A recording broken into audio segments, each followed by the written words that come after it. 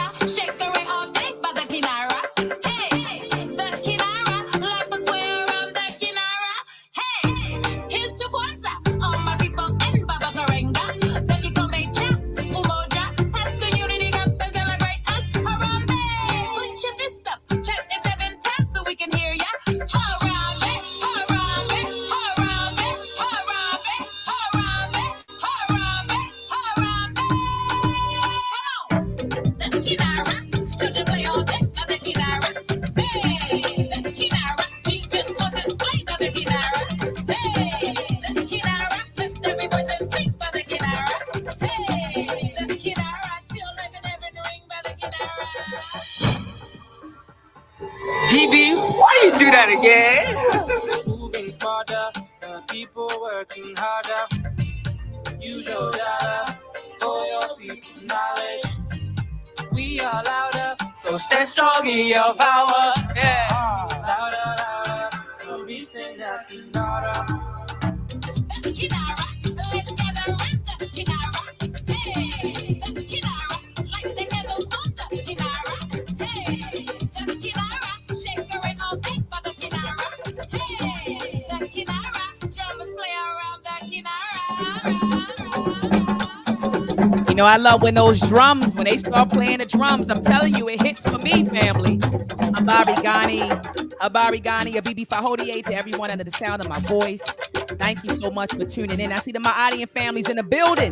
Make sure you share this discussion, family. This time last year I was a little bit shy, passing the torch to children now. Test me and see that I memorize. Celebrate our own way now, valuing our own thing now. Dollar reciprocates now. My ancestors will bring now. The Kinara, in Google Tava, the Kinara. Hey, say Umoja, mamas and babas teach by the Kinara. You better pay attention and sense to speak while around the Kinara. Shh, quiet and listen. I go on there by the Kinara.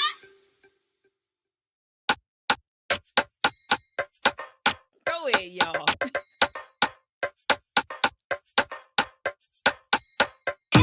Here's to Kwanzaa, all my people in Baba Karenga. That you come make chap, Umoja, pass the unity cup and celebrate us. Harambe, put your fist up, chest it 7 times so we can hear ya. Harambe, Harambe, Harambe, Harambe, Harambe, Harambe, Harambe. Come on, that's Kinara, still to play all day.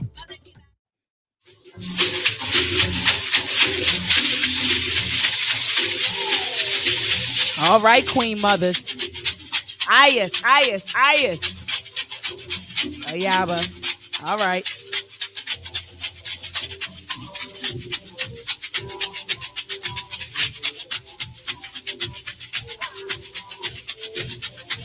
Share this discussion, family. Let's get the views up. Share this discussion on your social media pages. If you're on Twitter, tweet it. If you're on Facebook, post a link. We're celebrating Kwanzaa, family. The 5th day, Nia, purpose. I want to hear from you. I want to know, what is your purpose? Let's get the views up, family.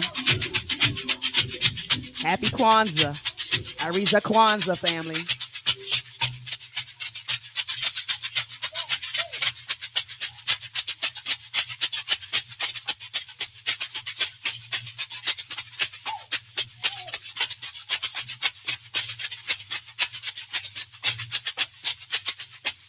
Go ahead, y'all.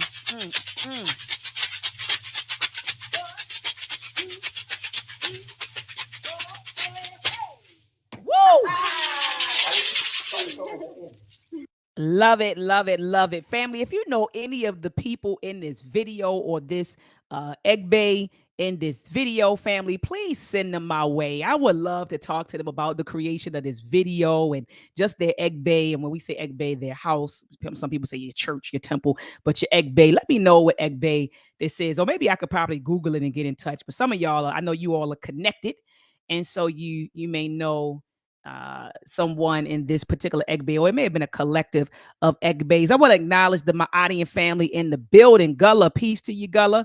Gullah said, peace, everyone. I see Queen Mother, a beautiful mind, is in the building. Peace to you, a beautiful mind. She says, peace and love, Black people. I see the Queen Mother, Virgo Venom, is in the building. She says, peace to everyone. Happy Kwanzaa and Black power. Happy Kwanzaa to you, Queen Mother, Hariza Kwanzaa. And also Amani Na Amandala. Peace and power to you, Queen Mother. Who else we have in the building? Bishop. Aisha Bishop says, peace, everyone. CJ Young says, and peace to you, CJ Young. Peace, CJ Young says, peace and love, family. You know, CJ Young, I always look forward to your comments, brother. Peace and love to your warrior.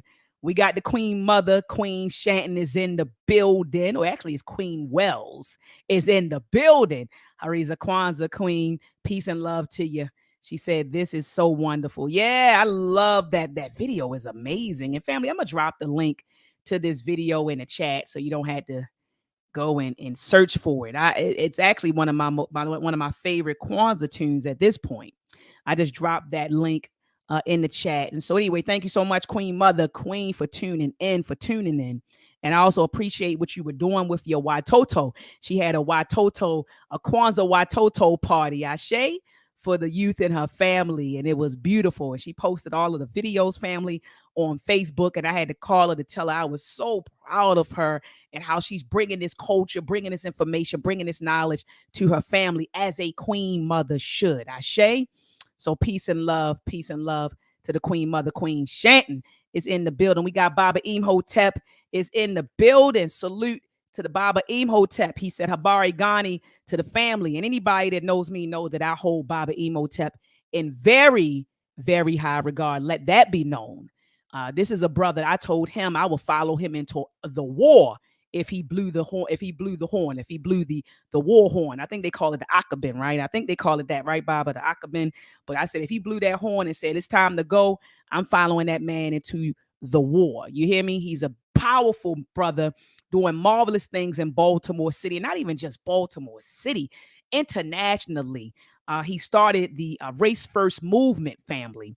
And not the race first concept, because y'all be, I thought that was Garvey. She correct. No, it's a movement that this brother has started, and it's a movement that's happening locally, nationally, and internationally. In fact, he is going to host the Race First convention next year, family. When I tell you, I'm super excited about it. When I saw the post come through on social media that he is putting together a Race First convention, I almost lost it, family. That's a brother that we need to get behind. That's a brother that we need to support. So shout out to Baba Imhotep and the PLM family. Who else do we have in the building? All right, all right, so family, share the show. Oh, look. All right, I said, who else we have? And then Goddess Yemaya, she showed up. She said, peace and Black power, family. Habari Ghani to you. Nia. Purpose is what we will be discussing today. So peace and love to you, Queen Mother. Appreciate you. Oh, we're doing it 2025. Okay, my bad. I'm glad he corrected it. He said National Race First Convention 2025. And your sister, Dr. Maat, will be one in the number, and you should too. And so I'm glad that he pushed it to 2025. So that gives us about 2023, 2024, and then we have it in 2025. So good 2 years and some change to really plan for this National Race First convention. So family, this is going to be powerful. Okay. And it's going to be in, and I know people are going to be flying in for this, Baba. So we need to be in the building. I see the Queen Mother already said, I want to be there. You're going to be there, Queen Mother. We all going to be there. God willing. You know how they say God willing, the ancestors willing. That's my grandmother used to say, God willing, spare my life, I see you tomorrow. But we will be in the building. We just going to speak it into existence, Queen Mother. So family, take a moment out to share this discussion. If you're on Twitter, tweet the link. If you're on Facebook, post it. If you're on whatever social media platform you're on, I want you to tweet this link out, and I'm going to be dropping the link in about 10 minutes in the chat because I want to hear from you. What is your purpose? What is your purpose? And let's discuss that today. And let's meditate on the principle of today, Nia. It says purpose, right? To make our collective vocation, right? Our collective calling, our collective duty, our collective commitment, the building and the development of our community in order to restore our people to their traditional greatness. Purpose. That's our purpose. It should be to make our collective, it says collective. I just want to read it again. Our collective vocation. It says the building and developing of our community in order to restore our people to their traditional greatness. So you have about 4 points right here, and I won't read them all. I'll read the points, but I won't click the read more. I'll drop the link to the website in the chat so you all can click the read more button for your own personal edification or for the edification of your family and the people around you. But it says right here, collective vocation. The fifth principle of NIA, purpose, which is a commitment to the collective vocation of building, developing, and defending our community, its culture, and history in order to regain our historical initiative and greatness. So we got to build, we got to develop, and we have to defend not only our community, but our culture, our history. Okay, you see, we have a lot of culture vultures, family.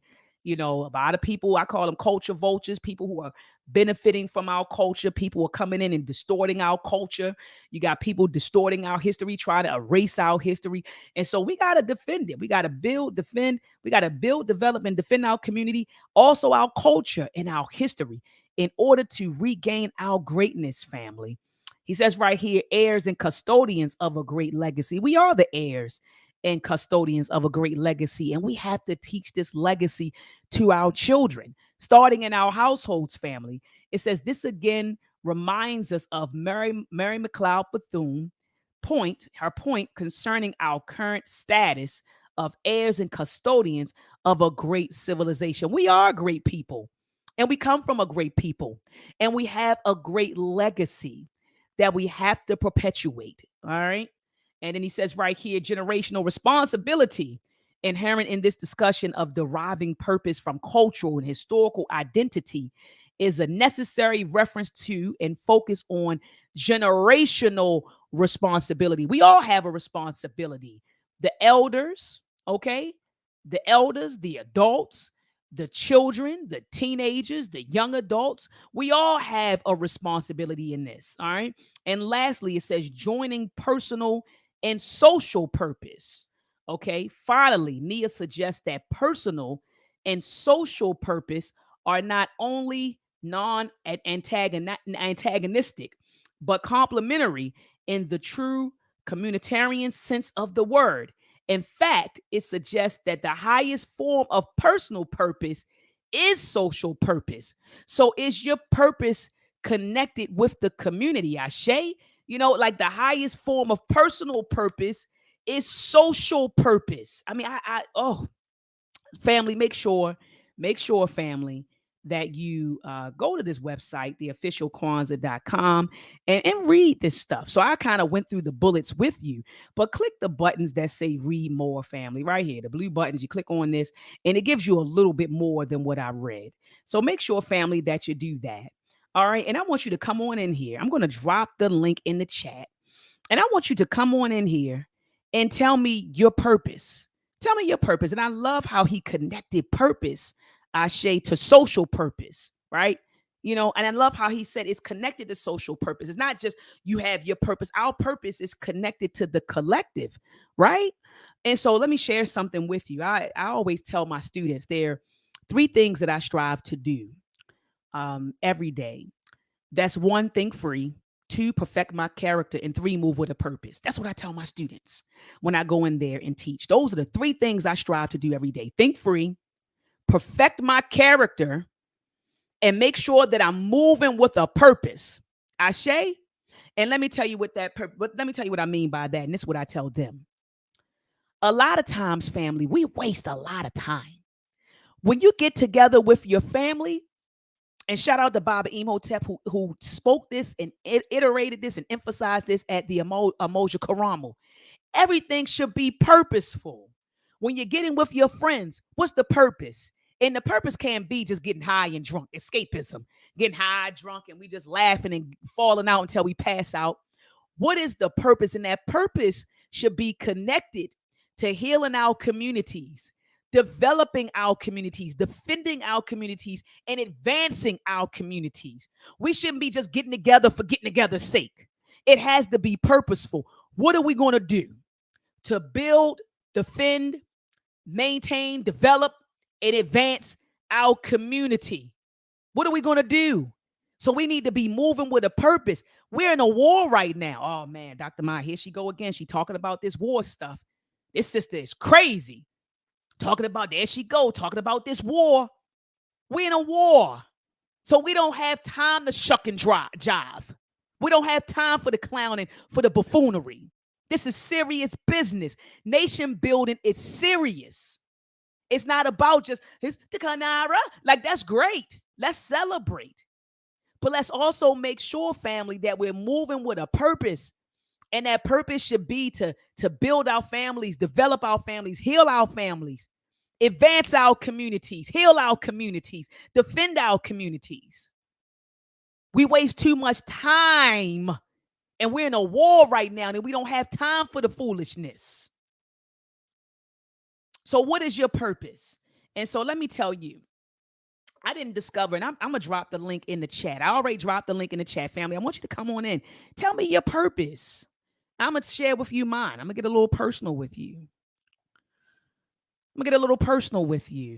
I didn't realize my purpose until I was in my 30s, middle 30s, actually, when I actually realized my purpose. So anyway, when I was in high school, my mother came home with a magazine. And she said, and she said, you got to choose, what are you going to major in when you get to college? Because I was in my senior year, coming out of Woodlawn. And in my household, it was no choice, right? Whether you go to college or not. It was just something that we all knew that we had to do. Our cousins, our generations, our parents said, you got to go to college. And so my mother came home with a magazine, and shout out to mom if she's watching. She came home with a magazine, and she said, you need to decide on your major. And I said, I want to teach. That's what I told her, at 17, 18. I remember saying, Mom, I want to teach. And my mom, those who know me, knows that my mother has been an educator in Baltimore city school system for about 30. She put in 35 years before she retired. And first she started off as a teacher. She used to teach night school at Harvard Institute. Shout out to my people from Baltimore who know what I'm talking about. It used to be a school called Harvard Institute. And she used to teach adult night classes over there and taught adults how to read. And she taught like adult classes, reading classes over there. And then during the day she taught, because she's working 2 jobs to support my brother and I. And I said, Mom, I want to teach. And I don't know if it was just in the blood or me just wanted to be like her or what. But I said, I want to teach. And she said, what do you want to say? I said, I want to teach history. I want to go to college and I want to major in Africana studies or, African-American history or something like that. And she said, you're not going to make any money teaching. That's what she said. And she gave me this magazine. I opened up the magazine, and the top paying majors were, the top one was computer engineering. And I said, well, engineering is the application of math and science. So I can just go to school and do that, because she said, as a teacher, she told me you're not going to make any money. And she didn't want me to go into that profession. So just listening to my mom, I said, forget it. I kind of just threw that dream aside or that desire aside. And I just said, I'll go to school for computer engineering, because back then my mindset was go to college, get your degree, get a good job, right? Like that was the mindset that the baby boomers passed to our generation, right? Go to school, get a good job, and get your house, and whatever. So that was kind of like the mindset that our generation was groomed to have, and that's the mindset that I had. So we end up going to an open house at Morgan, because I didn't want to leave my mama, very attached at her hip. So didn't want to leave her, wanted to stay local. And so we went to Morgan, and they had an open house, and they had an electrical engineering program at the time. Today they offer electrical and computer engineering, but at that particular time they just offered electrical engineering. And so I ended up going to Morgan and doing exceptionally well there. And I was presented with the opportunity to enter into a 5-year PhD program under Dr. Carl White. And so I ended up doing that, family. I ended up doing that. And so fast forward, got into engineering, and industry was cool. I was rather bored. I worked at the Department of Defense in the Human Language Technology program. Human Language Technology department. Did that for a little bit. Interned at IBM in Tucson, Arizona. I was offered a position with NSA, with Lockheed Martin, with Hewlett Packard. Turned all of that down into this 5-year PhD program. So midway through the program, I had literally a mental breakdown, and I was just like, the hell with this, because I was spending nights in the lab. I was one of those students spending a lot of time in the lab, and literally from 1999 until 2005, I just slept and I drank engineering. And so I remember presenting my dissertation proposal to my committee. And after I presented, I left Morgan. Okay, I left Morgan in 20. Oh, was it 20? It was 2000. I'm getting my stuff mixed up. From 1999 to 2003, that was undergrad. From 2003 up until about 07, family. So I'm getting my years mixed up. Around 07, that's when I stopped. And I had a mental breakdown. I was tired. So you figure from 99 to 2007, I said 2005, from 99 to 2007, everything was centered around engineering. And so then in 2007, I left Morgan, and I was out there, family, doing my thing. I was in the streets. I was just doing my thing. Okay. I was everywhere. Okay. Just doing my thing. I was everywhere, but at Morgan, right? Doing my thing, making my little money, hustling, just doing all kinds of stuff. So from 2007 to 2011, I was just doing my thing. And I got a call from my advisor, Dr. Arlene Cole Rose, in 2011. She's she's actually getting ready to retire from the School of Engineering. Got a call from her in 2011, and she said this. She said, you need to get your butt back in here and finish up your dissertation work. She said, all you had to do is finish your research and write your dissertation. And I said, okay. And so I came back, and this is what really got me. She said, if you don't come back, we're going to forfeit your credits. And at that particular time, I had already accumulated 60 class credits. All right. So I was already done with my classes. I already presented my dissertation proposal. All I had to do was go in there, finish the research, and write my dissertation. And so she said, if you don't finish by 2013, we got to forfeit your credits and all of your work. You have to start all over. So I ended up going back in 2011 and finishing in 2013, literally finishing in 2013, family. Okay. And so my life took a huge turn. And one day I'm just going to open up. I want to tell you all everything and just speak my personal truth. But 2013 was a nightmare for me. I was battling cases, battling law enforcement, battling all sorts of stuff in 2013. And I was sat down. And I always say the ancestors sat me down, family, in 2013. I was sat down. And so literally for 2 years, I'm talking about sat down, I'm reflecting, I'm reading, I'm reflecting on my life, reflecting on my choices, reflecting on my decisions, reflecting on where I am, family. And sometimes it takes for the ancestors to sit us down for us to listen. When we're out, we're moving, we're not listening. We're not listening to them. We're out, we're moving, we're in the streets, we're in the world, we're not listening. And sometimes things happen in your life that will sit you down, family. And I got sat down for 2 years. And shout out to Baba Sekim Ra. Hold on. Sekim Ra. He put up a post and he said this on Facebook. He said, never forget about our incarcerated brothers and sisters. And I said, definitely I won't. Tell me, Baba, respond in the chat. that you respond so I can let the people know that what I'm saying is true. I put under the post, you put up the post, you said we should never forget about our brothers and sisters that's in the belly of the beast. And I said, I can't and I won't. Hold on. Baba said this. He said, indeed true. And you know, want to know why, Baba? Because I was one in a number. Baba, don't make me tell my story. Don't make me tell my story. I was behind what we called it the G wall, Baba. That's what we called it. And I want to come on here one day and I just want to share my story. And I'm going to bring on brothers and sisters that I was behind that wall with.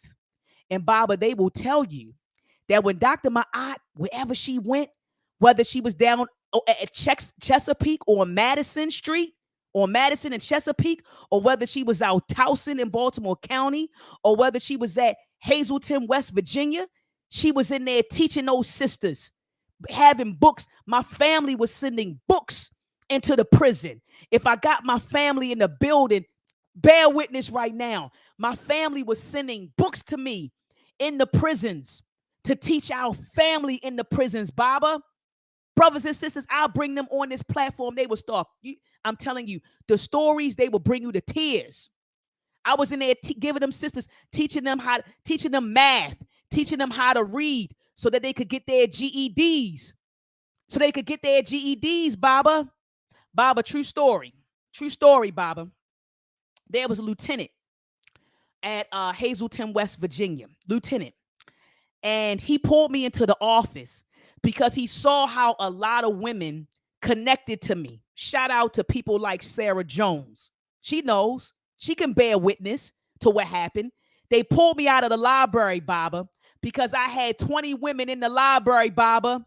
They're reading the new Jim Crow by Dr. Michelle Alexander. They were in the prisons reading From the Browder File by Anthony T. Browder. In the prisons reading, shout out to my Aunt Rosa who sent me the book Warmth of Another Sun by Isabella Wilkerson. We were in the library. And so I had I don't want to say an audience, but I had a group. And so I got pulled, Baba, into the office, Baba. I got pulled into the office. And the lieutenant said, Bailey, do we have to worry about you, Bailey? I said, no. I said, no, Lieutenant. I said, why you say that? He said, I notice a lot of women are drawn to you. Do we have anything we need to worry about? And this is what I said to him, Baba, on my eye. I said, sir, I'm just trying to help out. I'm trying to do my time while I'm here. I said, do my time while I'm here and help who I need to help while I'm here. That's it. Do my time, help who I need to help during this journey, right? Because I understood that this was my current situation, but it wasn't my destination, right? Ashe, this was my current situation, but it wasn't my destination. And so I said, I'm just trying to help as many sisters while I'm here. Shout out to them sisters that know what I'm talking about, who's watching this broadcast, who was right there with me. And so, Baba, I did my time and I got out of there, but I touched so many sisters while I was in there. And some of those sisters came home, Baba. They OD'd. I found out a lot of those sisters that I was behind a G wall with, some of them came home. They OD'd. I'm thinking about two of them. Sister Mika, she actually OD'd. I'm thinking about another sister. She came home. I'm looking right at her. She was a mixed sister. And she OD'd, and then another sister had passed from HIV. So a lot of those sisters, Baba, they're no longer around. They transition. But people will tell you, if you all ask about, they will tell you, those sisters. And I want to bring some of the ones who are still out there, not out there, but still here, and just bring them on this platform so they could tell you who is Dr. Maat. So this teaching, me teaching the community and teaching at Morgan, I teach wherever I go. And that's when I realized my purpose, when I was sat down. That's what we're talking about, family, right? We're talking about Nia today, purpose. When I got sat down, I realized my gift. My gift is to teach and to edify. That's my purpose. That's my ancestral calling. That's why I was sent here, to educate and to uplift my people. And I did it wherever I went. So I did it in the prisons, did it in my family, doing it in the community. It's what has always been inside of me. And so I realized my purpose then. So what you're seeing me on the internet and me teaching on the internet and me traveling, This isn't, I'm not new to this. I'm true to this. And I got people that are bear witness to this. My best friend, Queen Shanton, is in the building. She'll tell you. She met me when I was 19. Queen, you better tell them.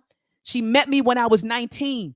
And she'll tell you the Dr. Maat that's in front of you, the human being that's in front of you, has always been teaching. I remember, true story, being on Park Heights in Wiley. Baba Imhotep, you know what I'm talking about. Park Heights in Wiley. At 18, being on the steps, because I was reading from the Bridal File, Breaking the Chains of Psychological Slavery. I'm on the steps with my friends who were older than me at that time. My friends were older than me at that time. So I'm on the steps. I'm the 18-year-old. I'm the young buck on the block. I'm out there and everybody's smoking weed and chilling. We drinking. And I'm going in on the stuff that I'm learning. Oh man, telling them about Kemet. Dory, if you watch and bear witness, because I was over her house. Tell them in the chat. I was at her house. Tell them in the chat, Dory. I know you bear witness. We were on her porch, everybody smoking and drinking. I'm telling them about our history of us just being a great people. I'm telling them about melanin, telling them about Kemet, telling them that our history didn't begin at 18, family. And so this person you see at 41, I've always been this person. Hold on.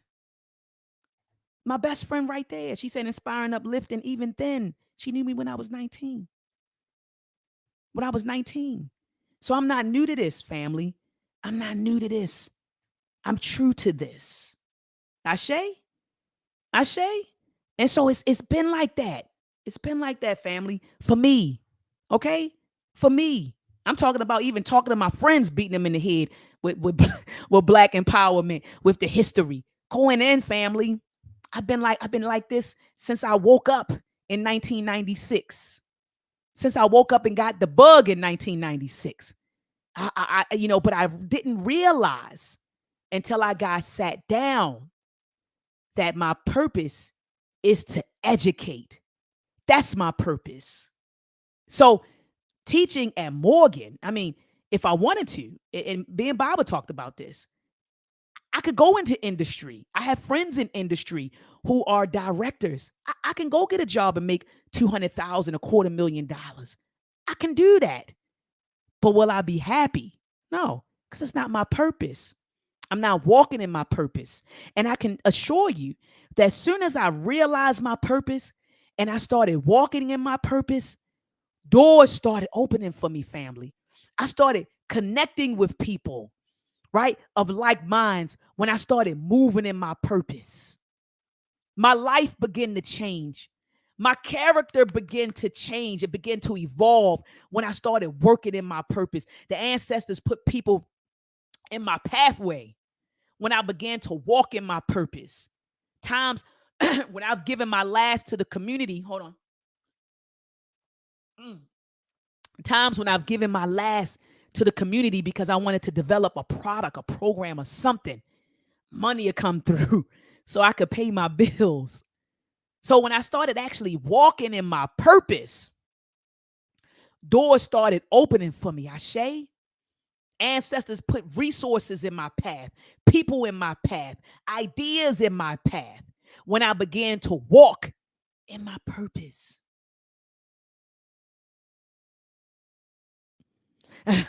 Shut up, Unc. He talking about, shut up, Unc. He talking about what you talking about. You was pseudo everything. Shut up, Unc.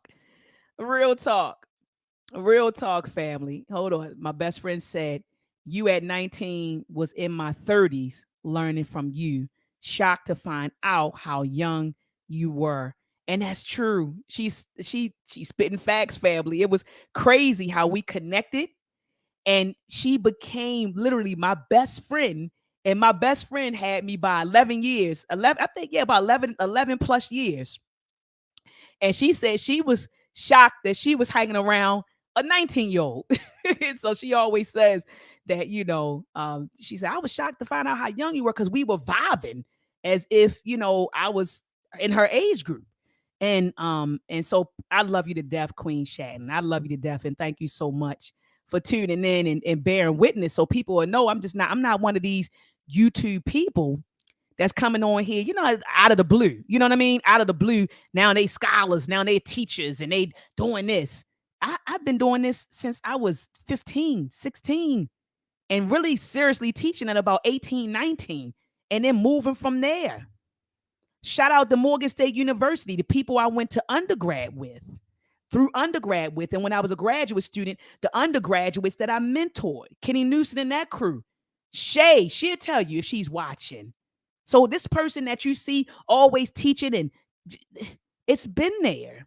I've just evolved, and I've connected with a lot of different people who have taught me a great deal. Shout out to Baba Imhotep and Brother Ankh and that whole crew. Connecting with brothers and sisters that took my knowledge to another level. Dr. Saul Winkler, who exposed me to the teachings of Dr. Amos Wilson.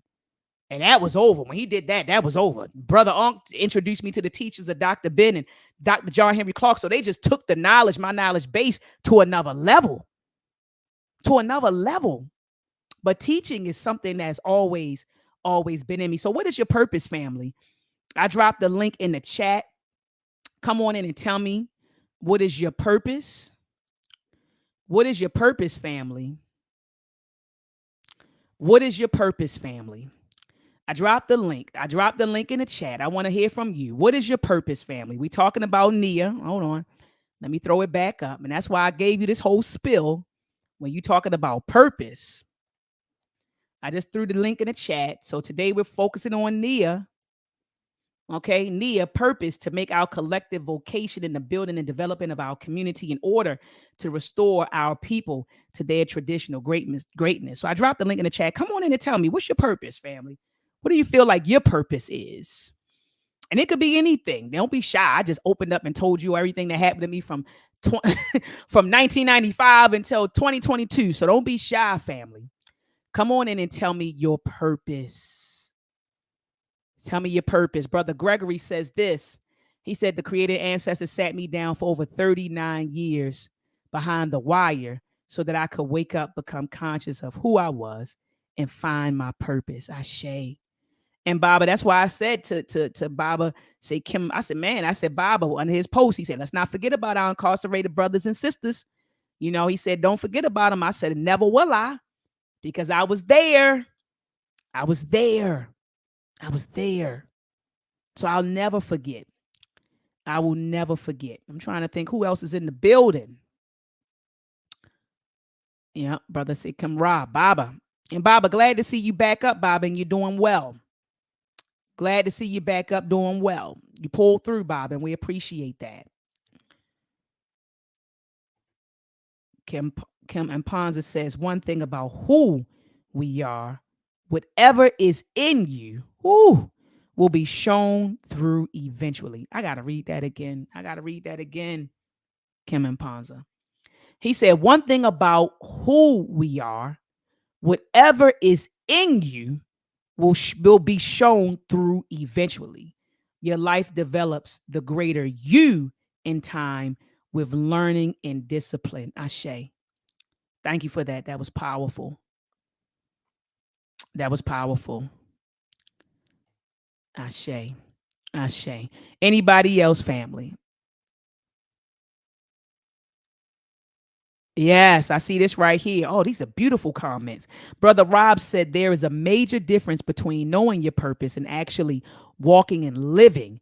And that's my issue to this very day. Ashe. Here go Ankh. Ankh, don't be coming on here clowning. We talking about purpose. What's your purpose, Ankh? Ankh, you on? Unmute yourself. I can't hear you. You looking all handsome. You got your hair all cut and he didn't went out and come back in. He got his hair all cut, family. Got his hair cut, got his goatee. Looking handsome in the car. Are you at work, Brother Ankh? Is that why you hurried up and got off? I couldn't hear you. Come on in, family. I dropped the link. All right, here you go. Brother Ankh? What's going on, sis? Hey. I was telling the people, I said, he's showing off today. looking sophisticated, got his hair cut and got his goatee and his glasses on. Yeah, So you look, know how we do. what's going on with you? They had to pop up to say hi, happy holidays, and all the in betweens. This is the only way I can get you. So No, it's I gotta not. get where I fit in. It's all good. No, it's not. Yeah, Don't do that. you know it's all good though. Just good to see you. Nice to see you too, and happy holidays to you and your family. Oh, hey, How's the fam? hey, everybody good, man. Just got back from Mississippi. You know what I'm saying? Got a little property down there. Just sitting back enjoying myself with I the know straw that's in my right. mouth. You know how we do. I know that's right. And the boys, they're getting ready to come out of college soon, aren't they? Yeah, then they last year. They Wow. good. The relationship between me and their mother is good. Good, good, Finally.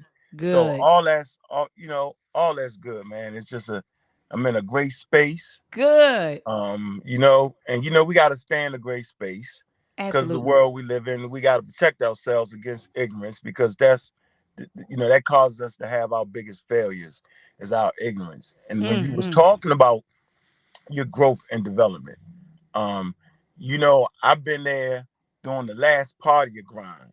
So, Absolutely. Yeah. so I know the shit you was going through. Excuse my language, No, right? go ahead. Go ahead. Speak I, your truth, yeah, brother.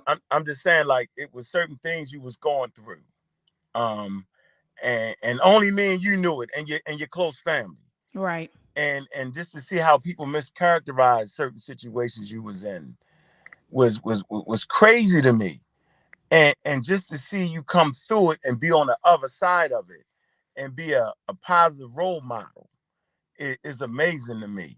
I just wish you could give some of that time back because now everything is legal.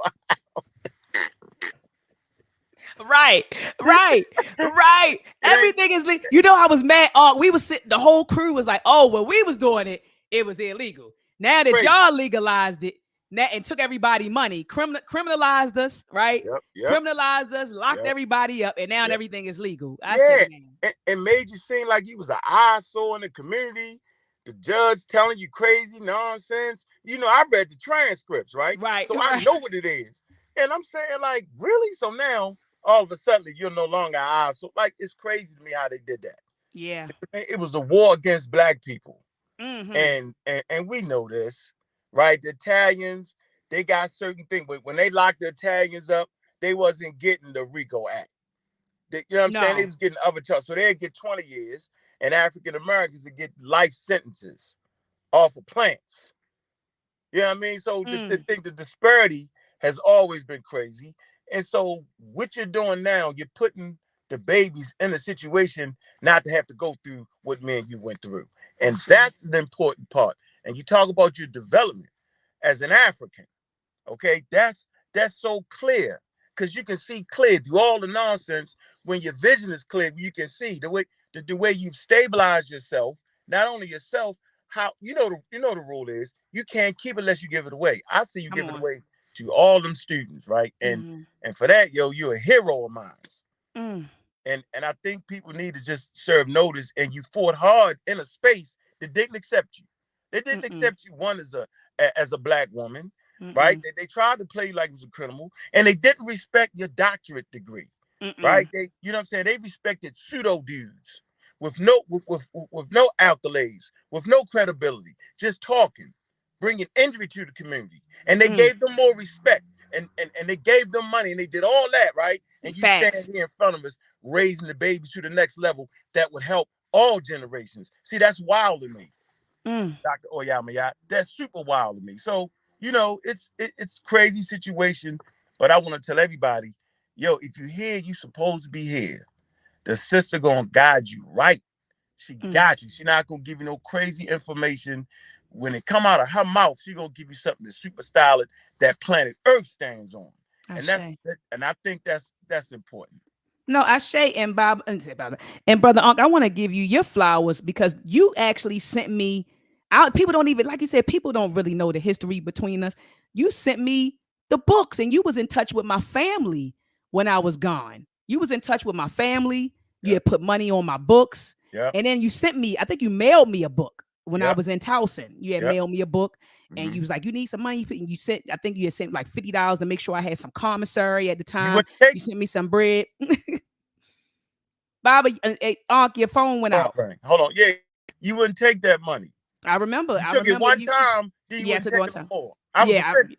I was offended. No. Because I knew you had a family. You had a family. You got children. You get what I'm saying? Why you had a family? So I was like, you know what? I don't want to be a burden on you. But you were right there, and I appreciate you being there. And like I was telling the people, you exposed me. You took my knowledge base. You expanded my knowledge base, introducing me to the teachers. I never heard of Dr. Ben until I met you. I Yeah. never heard of Dr. John Henry Clark until I met you. I never heard of them until I met you. So I met you. You started introducing me to those teachings. And then you also told me, and I never, and this is the path I'm on now, family, to teach STEM from an African-centered perspective, to view it, to study it, to analyze it, and to teach it from an African through an African lens. I never did that. And so now my research, literally at Morgan, my research lane is that creating a pedagogy, an effective pedagogy for African American STEM learners. That's my actually, you actually gave me my research lane. Remember, we talked about that. Yeah, because I understood there was a need to have people stop calling the white man science. Like, that's ignorant. That's Right. ignorant as hell. It's a scientific method. You can go right to a low level source, Wikipedia, and it'll tell you that in the Nile Valley, they espoused to put together a method of understanding nature. You can go right to certain papyruses, mathematical papyruses. They was basically saying do math as a way to understand everything.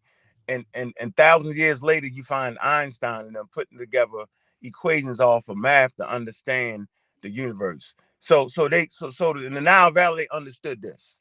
And so I knew that we had to stop calling it the white man science. There's nothing white about science. Come on. There's cultural nuances that you'll find in cultures. And so I felt like, well, why not, push our culture in STEM, push it towards that way where the kids look. So when we go to your page and your websites, we see black kids holding up transistors and stuff. So that next generation won't murmur out of their mouth, it's white ass science, Come right? on. Come on. They'll say, man, this is what African Americans do. Because we cannot get left behind, Doc. It is so dangerous with these shows that they have on right now. That's why it's important to support, like, and subscribe Dr. Oya's channel. It's important for people like us that look like us to promote STEM, something that was an honor and a right in That's right. Africa, right? They all know it, right? It's important for people to stop saying white man science, because you don't look white to me, Dr. Oyamayat. And you've introduced me to plenty of scientists and doctors, a lot of them, and their speech and their reasoning and their thinking is high level. So I don't know what nobody's talked about white people STEM, white. That's I call that a cop out, because what you do is actually hard to study. I see the way you push your class. I see the way they engaged. I see the way they look at me when I'm teaching. When you give me that opportunity, I love when you come they're in and talk to them. I oh love man. when you come in and talk to them. But I but love it. just the level, the way they paying attention, like they're on the edge of their seat. These are black students here. And I know that this next generation is in great hands because of people like you. And when I say people like you, I'm saying the greed. It's levels to this thing. Come on, I'll talk about it. Yeah, it's just levels to this thing. It's the difference between being an expert and a person like me that's pushing you towards the experts. So I will always push you towards Dr. Maat and the experts, because you play the game at the highest level in the university, so they can't say that's white man college. That's a bunch of malarkey, man. And that's the thing that will cause us to fail and lose.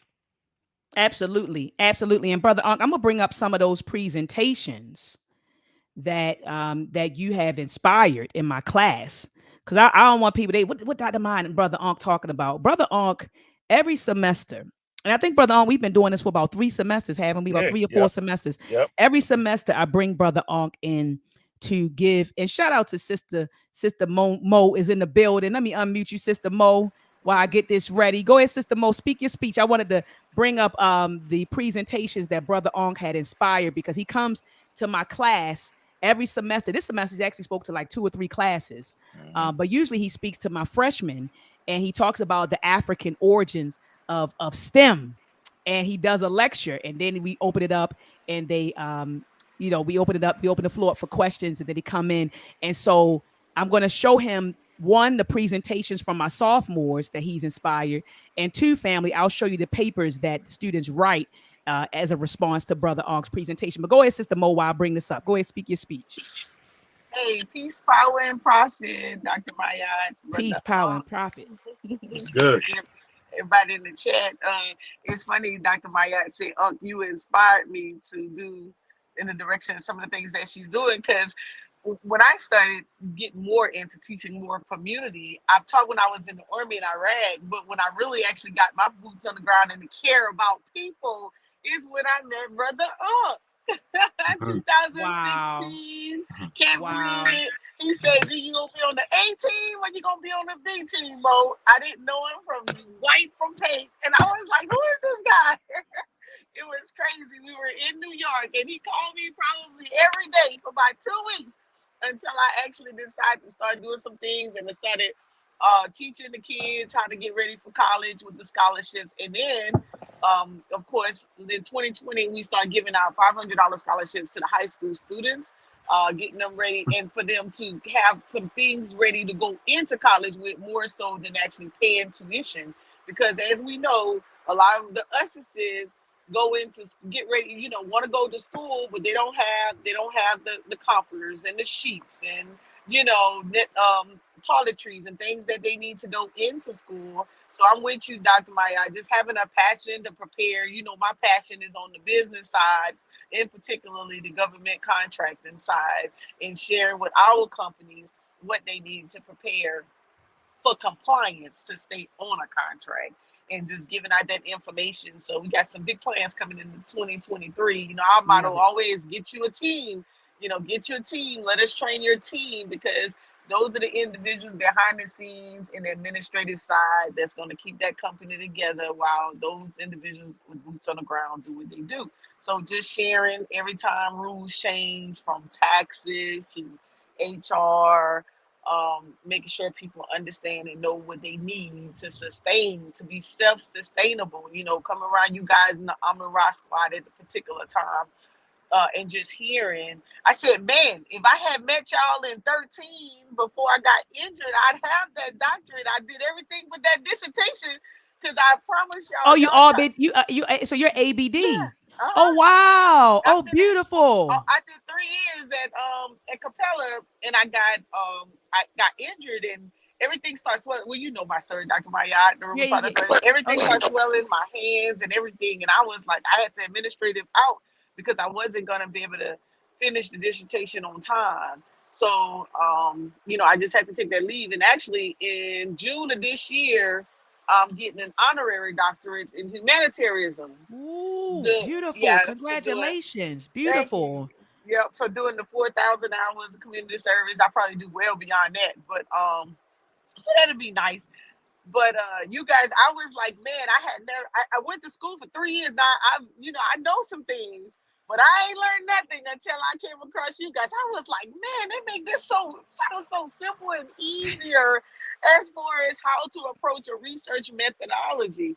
And I was like, oh my God. So all my friends that had actually gone through the PhD program or just a doctorate in general, I always refer them to like a SARS research book or any of the books you guys got. I said, man, they're well more knowledgeable. Take this class right here. You guys gonna pass this with flying colors. So it's cool, the educating side, and to actually get to the simplicity of how to approach life in general, when avenues out there. Because the hardest thing in the world for me to watch is, I graduated from HBCU as well, so is to watch the students get in school, can't finish it because they can't pay for it, or 2, graduate and they have no clue of what they're going to do next. You ready? What color would you like them on the link? Oh, I gotta go, Dr. Maya, but I appreciate you. And I appreciate you. I'm glad you jumped on, and I'm glad Brother Onk jumped on. I know he's probably at work, and I'm glad you stopped through, Mo. So peace and love to everybody. But let me show you this before I unmute your mic, sis. I want to show them something really quickly. So these are the presentations that Brother Onk has inspired in my class. So you see that one student I had a presentation on Dr. Patricia Bath, okay, and her invention. And so look at this. This is where he comes. This is what we're doing. Okay. Again, teaching STEM from an African centered perspective. Look at this. Contributions to STEM. They talked about, look at this, African people of knowledge, discoveries made, inventions, impact on science, present day impacts. Do you understand? So Dr. Maat is in the university teaching engineering from an African-centered perspective, and you see with your own eyes, family. We're not just making this up. Like this is the real. This is what we going. This is what we're doing every day. Sis, I unmuted you. I mean, I muted you, or maybe that was I unmuted you because it's like you're walking, and so we keep hearing like feedback. So I'll unmute you, Queen, when I pass the mic. Okay. All right, right here. Brother Onk. Brother Onk, you see this? Yeah. Yep. Uh-huh. Look at that. Mm-hmm. These are presentations that you inspired. Onesimus, you came and talked to him about that. Mm-hmm. Mm-hmm. Look at this. And how, look at this. They described what he did, what he created. They talked about inoculation. Look at this. The smallpox and the engineering behind it. I think you were off when I showed this one. You talked to him about this one right here, right? Dr. Patricia Bath. Yep. Yeah, they did presentations on this stuff. Mm-hmm. That's bad. The eye surgery with the laser. She got the patent on that. And what about this person right here, Brother Onk? Oh, this is another Onesimus. Hold on. I think this is another one you inspired. Isn't that your boy? That's my man, Julian. Yeah, him and his son stood in the tree when some Europeans they burnt the cross in his front yard. And when they tried to come back and do it again, him and his son was in the tree shooting at him. Yeah, he ended up developing one of the first companies, pharmaceutical companies in Mexico. And what he was doing was, he had reached total synthesizing. He unlocked the secret magic in plants, right? Those active ingredients, he kind of separated them. Yeah, this dude was real. He was super serious. So when you talk about medicine and understanding the active ingredients, yeah, he did that using yams. It's crazy, right? He's a superstar. He was a millionaire in a time when you shouldn't have had that kind of bread. Remember when he went to Harvard, they made him stay out. He couldn't even stay in the dorm, right? It was crazy. When he went there, he had better equipment than they did. Super crazy. Yeah, you can look at the DuPont Foundation.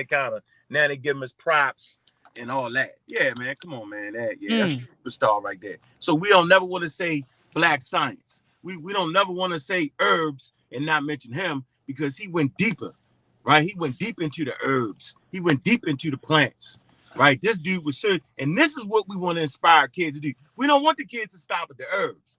We want to know what's the chemical makeup, what's the active ingredient in the herb, because you got people that look just like you that actually figure that out. Deep. Facts. Go ahead, Queen. Queen, you had the Queen. You have the floor, sis. I had to mute you because you were walking. No, I know. I'm trying to get to a little bit quieter space. Can you hear me? I hear you loud and clear, Queen. Go ahead and speak your speech. Hi. Okay. So when you guys are talking about science, I'm 42, so I went to school. I went to a university for chemistry. I didn't finish, but I always wanted to be I always wanted to be a cook.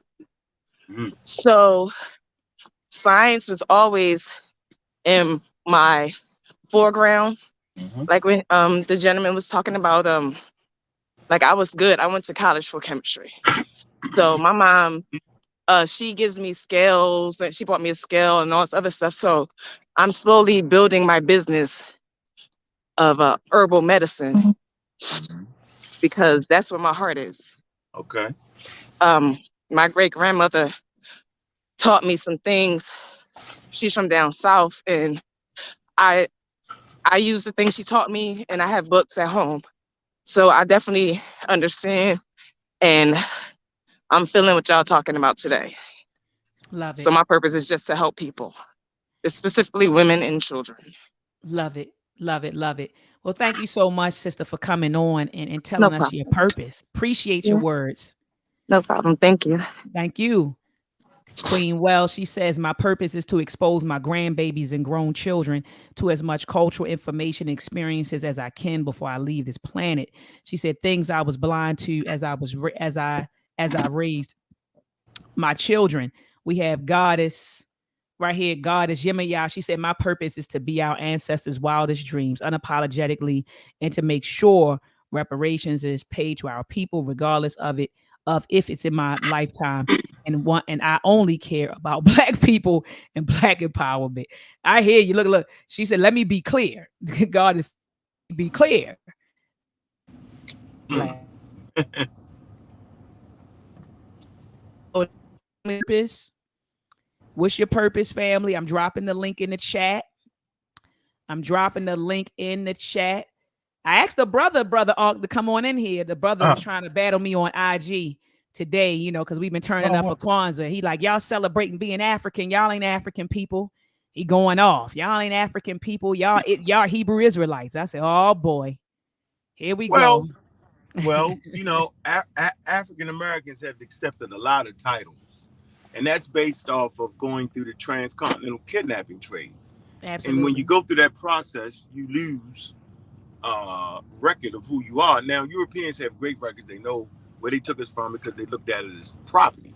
So you're gonna stay up on your products and goods that you're selling. You're even going to insure it. So they insured African bodies.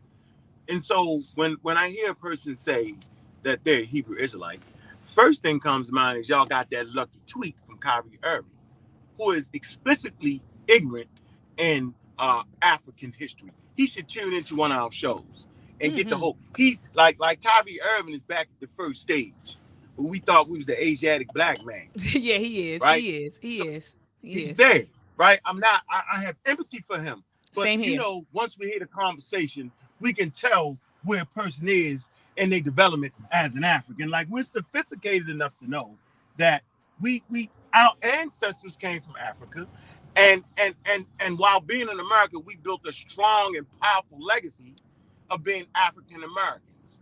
So we understand that our ancestors come from Africa. We know we're not quote unquote indigenous Africans. We get that, but our legacy started prior to the slave trade. We understand that we was part of the largest forced migration. So how dare anybody tell an Englishman or whatever that he's not an Englishman or an Irishman or an Italian? They wasn't born in goddamn Italy, but they still give honor and respect, and they understand being an Italian and American. So that's we understand that what it is to be an African American and all things in between. So we're not ignorant to that. We clearly know that we're a tribe unto ourselves. Matter of fact, one of the greatest examples and one of the greatest tribes known to humankind, so much so that we push the needle constantly. They all want to be like us, the great African American. One of the richest tribes on planet Earth. You know how much we gave to the world? We're not listening. Oh, Neesmith was in America when he designed that thing for the world. Matter of fact, if you go to the website, the Boston website, he's known as one of the 100 greatest men in Boston. So we're not going to play this little game. If you're a Hebrew, then that means you actually came after the African American. We can read, Doc. See, I tell everybody, I don't care to beat up your religion. I'm simply saying, as you read the biblical text, break out a map. Break out a map and believe the words you're reading. And if you have a map and you read the words, they clearly tell you that there's somewhere in Asia and that the population left the garden and went into Africa. That wouldn't be us. African Americans never left Africa until they was a part of the largest forced migration on planet Earth. Teach. You can check out DNA, right? Populations. So we're not crazy. We don't have a mythological origin. We have a real deep history origin in Africa. Omo Valley, South Africa, Northwest Africa, Northeast Africa, in deep geological time. So we see, that's the difference. They get mad when they're not literal enough to understand the words that's coming out of our mouths. They're mad and upset. So we don't mind you playing Hebrew. We don't mind you being a convert to that. We have no problems with that, right? We have no problems with that, and we're not mad. We're not angry. We're not mad. Just don't push that to our kids. You have every right to accept your religion. You could be a Christian. You could be a black Christian nationalist. You could be a Muslim. You could be anything you want to be. But what you can't do is you can't get around that scientific piece that clearly shows where the African American came from. You're not going to get around from that. You can play Native American. You can play cowboys and Indians.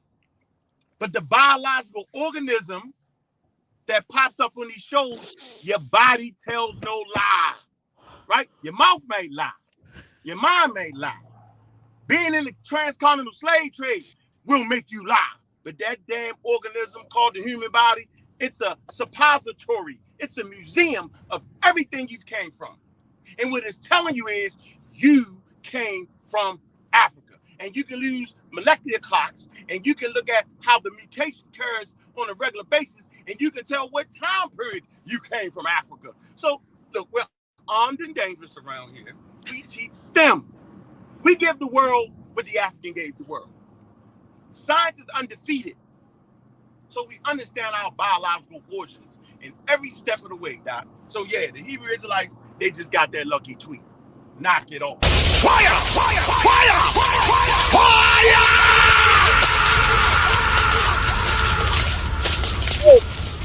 Brother Ankh, they in the chat going off, Brother Ankh. They like, speak.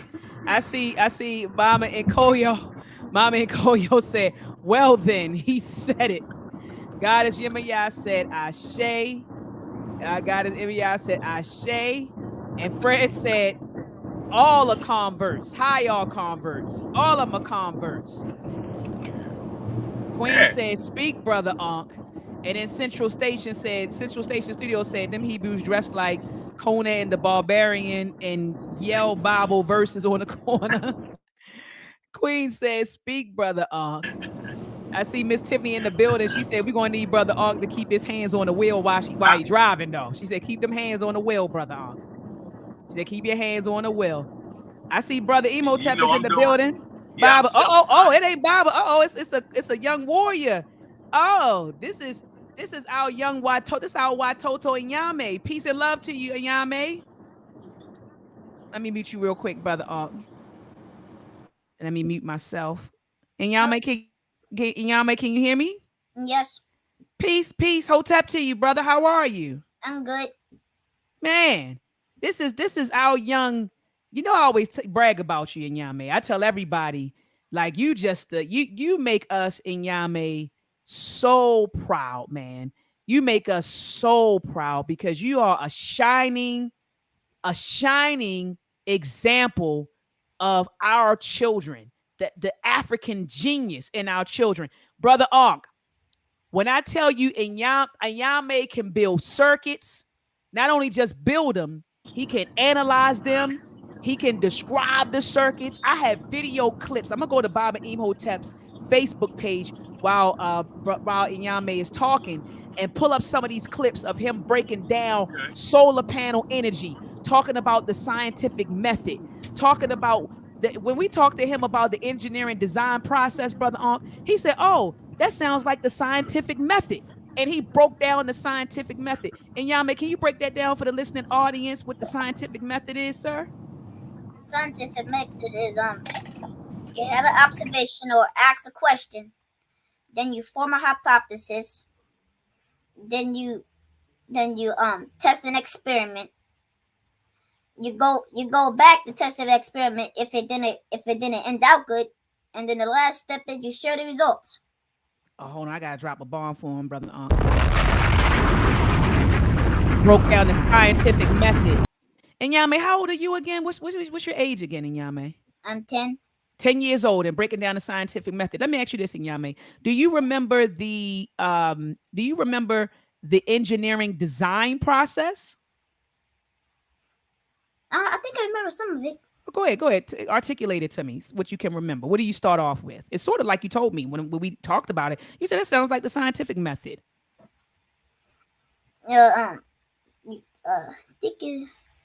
We begin with what? We always begin with a what? Same thing with the scientific method. What do we begin with? Question. We ask a question. So we ask the question, and after we ask the question, what do? Same thing as a scientific method.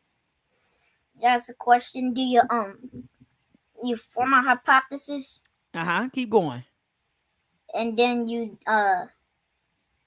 think you create and design. Yep. We start planning. And then after we plan, we create and design. And then after we create and design, what's the next step? You revise and edit.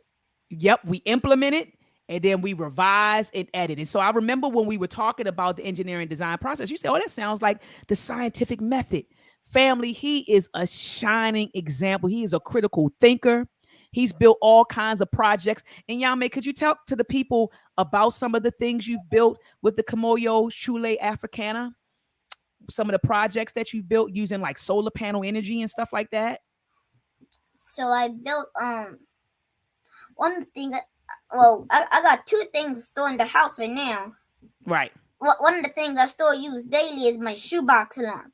Your shoebox alarm. Tell us about the shoebox alarm, Inyame. So the shoebox alarm, well, you have the bottom of the box, you have the top of the box. On the top, you only have one thing on the top. So on the bottom of the box, you have a magnet. You have a magnet on the outside and the bottom of the box. On the top of the box, on the outside, you have a magnet. So you turn the alarm on with a single pole double throw switch. Turn the alarm on with a single pole double throw switch. And you take the top off, the alarm starts beeping. You put the top back on, the alarm stays silent. So Yami, let me ask you this. When you say the alarm starts beeping, what did you use to make it beep? What do you have in the circuit or what?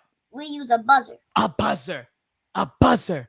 And so he created, family, a shoebox alarm with a magnetic switch. So that means when the magnetic switch is closed, you don't hear the buzzer sound. When you open up the box, the magnetic switch, it separates and the buzzer sounds. Did you use a battery? Did you use a battery for that, Inyame? Yes, we used the battery. Okay, so a battery, was it 9-volt? What was it? Was it the 9-volt battery or was it the 1.5 9-volt battery? So you had a 9-volt battery in your circuit and you had a switch. And you said it was a single pole. Was it single pole double throw or single pole single throw? It was a single pole double throw. Single pole double throw. So you had a battery, a switch, a buzzer, and what else did you have in there, Yame? We had a couple of different types of wires. Okay, different. So you didn't have a resistor in this circuit. Mm-mm. Well, let me ask you a question, Yame. Speaking of resistors, what are resistors? Resistors control the amount of electricity, just like resistors like a main type of transformer that you see on wooden poles that have lights and the wires on them. So that gray battery looking thing, it's called a transformer. So resistors like a super mini type of transformer. So a resistor controls the amount of electricity coming through. Ooh.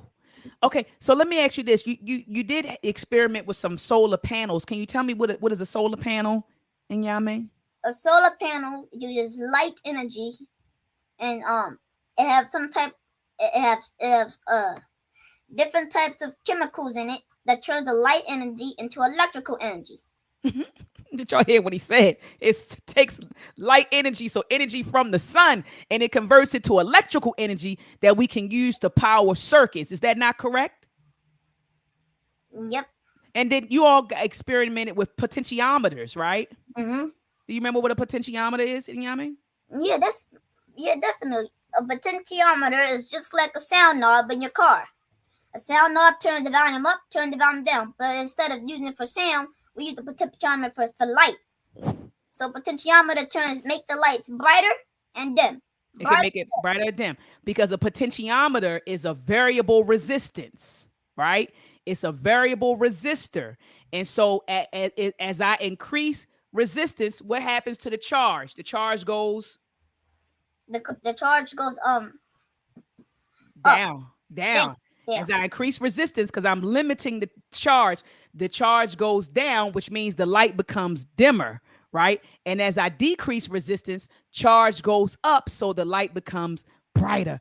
And Yame, man, family, do you hear this, family? The family is going crazy in the chat right now. In Yame, they going crazy in the chat. Brother Unc, what's your thoughts?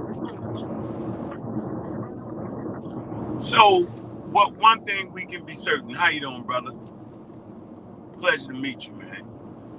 One thing we can say for sure, that his generation will not be tricked at all. They won't be tricked. And see, this is the point. Everybody don't gotta get it. It's when the young babies start to get it. It's the conversations that they will have with their friends, that they will have with their friends and their friends, right?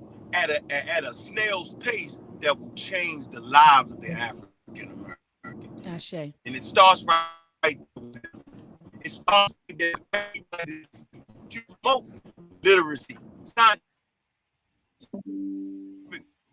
and I appreciate him being that. So now he can actually understand what his civic duties are, because he's scientific literate. He'll understand if he should vote, why should he vote, should he not vote, how is it? You know what I'm saying? He will understand all the parameters of how culture is built, on how the mechanisms that are at play, the forces that are at play in society on the African American. Yeah, Brother Ankh breaking up now. I think because he's driving. But Yame, let me ask you this, because I want to get back to the topic. I just wanted to show off a little bit and show off your knowledge, because you're very knowledgeable. You are and you are a critical thinker, and I love that about you. Yame, you make me so proud. I'm telling you, when you start talking Yame and I hear you speak, I just get so proud of you. You make our village proud. You make your parents proud. We love you. We care about you, man. You're just a shining example of what our children should be. And I thank your parents and I thank your village for the way they are developing you. It's just amazing. But Yame, let me ask you this. What is your purpose? Because today we're talking about Kwanzaa and we're talking about Nia, which is purpose. What do you think your purpose is? What is your purpose? My purpose is to become a computer engineer and scientist. Your purpose is to become a computer engineering scientist. Ashe. And so tell me why you want to be that. What made you want to become a computer engineer? Because a computer engineer focuses on building computers. Mm-hmm. Computer scientist focuses on making the computers. So a computer engineer builds the computers, but a computer scientist makes the chips and everything inside the computer. I wanted to become a computer engineer and scientist because I figured it suit me. I like taking things apart, putting things back together, figure out how it works. And with computer engineering, I learned every single part of the computer, every single major part. Oh man, I gotta drop another bomb for him. I should have had it ready, family.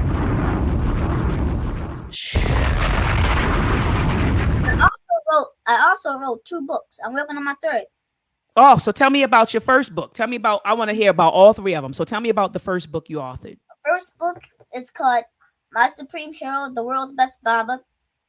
And where can we find this book at? Let me look for it right now. It's on Amazon. Okay, I'm gonna pull it up. So keep going, keep talking. It's called My Supreme Hero, the World's Best Baba, and that's my first book. That book is about my father. It was written from, I think it was for his 48th or 47th birthday. I'm gonna pull it up. It's right here, family. Hold on, I'm about to pull it up. And I read it when I was 5. Let me see. Here it is. Oh man, hold on, Yame. I gotta hold on. My Supreme Hero. Look at this, family. It says My Supreme Hero, a celebration of the world's best Baba. Yeah, you wrote this in 2018, about 4 years ago. Yeah. Beautiful. Let me drop the link to the chat. Family, let's get this. Let's support him now. You all going crazy in the chat saying it's a young warrior. Let's support him. Hold on. I'm dropping a link to the book in the chat. The second book is called My Supreme Heroes, a celebration. I think it's a celebration of fatherhood. A celebration. And it's about fathers. Black fathers. It's about, hold on, let me, oh, here it is. I got to get the link. Hold on, Yami. Hold on, because I'm typing. People said drop the link. They're purchasing right now. People said drop the link. I just dropped the link, family, in the chat. Or just simply just go here and type in the title. Hold on one second, Yami. People, they want to buy your book, and I want to make sure that I give them the link. But I'm logged into my account. So let me see. Let me put the title. I just copied and pasted the title in the chat because I know I'm logged into my account. So I don't know if it would bring you directly here. But I put the link. Hold on, Yami. Make sure if I copy just this portion of the link. I want to see if it's going to send people directly to you. Okay, so let me see if I just do. Okay, let me see if I hit this. Oh, okay. So yeah, family. I just put the link. I don't know what it's going to bring you to because I know I'm logged into my account, but I just put the title in the chat, and so people are saying they want the book. They're going to buy the book now. All right. So what's the name of your second title, Inyami? I'm getting ready to. It's called My Supreme Hero: A Celebration of Fatherhood. Okay, My Supreme Hero. And that's about Black fathers. Celebration of fatherhood. And then I have a section in the book that's still about my father. I love it. Let me see. Hold on. Of fatherhood.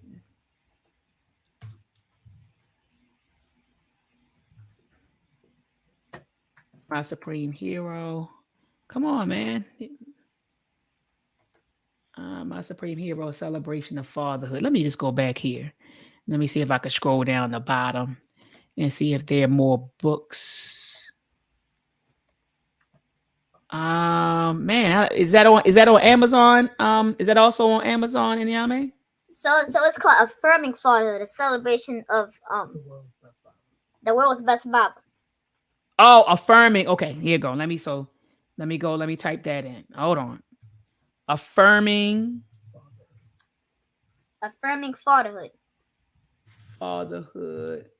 Affirming fatherhood. And what else, Inyame? Affirming fatherhood. A celebration of the world's best Bible. A celebration of the world's best Baba. Yep, here it is, family. I found it right here. So you drop this one. I'm gonna put the link in the chat.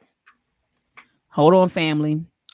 People want to know your Cash App, Inyame. They're asking for your Cash App. Do you have a Cash App that you can give them? People want your Cash App, Inyame. They want to support you. He's my father's. It's called $. Okay, hold on. All right, hold on one second. I'm gonna type it in the chat. Hold on. I'm putting the titles to your book because people want to purchase your book. And okay, so $. Hold on. $. Bob Imhotep. That's easy, y'all. $. Bob Imhotep is his Cash App. He said use his father's Cash App.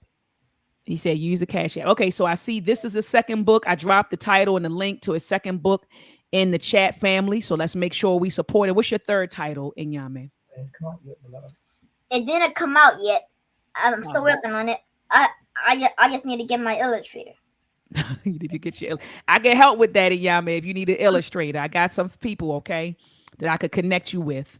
I could connect your dad with them, okay, and get that done for you, okay. Mm-hmm. All right, Inyame, man. Third book. Okay, excuse me. My third book is about dinosaurs. Oh, that's hot. So what about dinosaurs?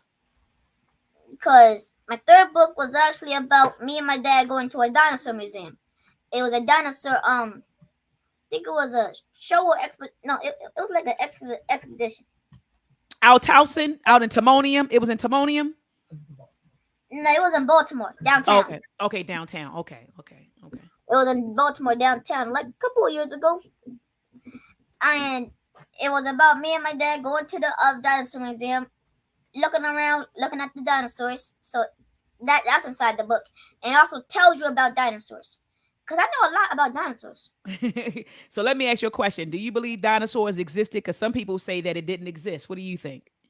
Do you think they actually existed? Well, yeah, I think they actually existed, as long as you got the bones as proof. Woo! So you're saying you believe the archaeology. Here's the bones. Mm-hmm. And If I'm they with have the you on that. fossils, then they should be alive. I mean, they should have existed a Exactly. couple 100 million years ago. Right. So you're saying we have the fossils, so we know that they existed. And I agree 200% with you, Nyame. I agree 200% with you. But thank you, Nyame. So your dad should be getting some cash apps from you. Some people should someone said I would like to see. Oh, so the cash app name. Oh, so you said, so tell me again, Queen, you said you would like to see the Cash App name. Does your Baba have his phone so that he can pull up the Cash App name so they could kind of see? Because I know what she's saying, because my mother, someone used her name on, they used her name on Cash App, but they had a profile picture and my mother doesn't have a profile picture. So people want to make sure that the profile picture that your dad actually has is the profile picture that they're cash apping it to. I'm with you, Queen. Okay. So my dad said he's sending it to your phone right now. Okay. And oh man, let me get my charger. Hold on, Yame, because I got 1%. Hold on, Yame. 1%.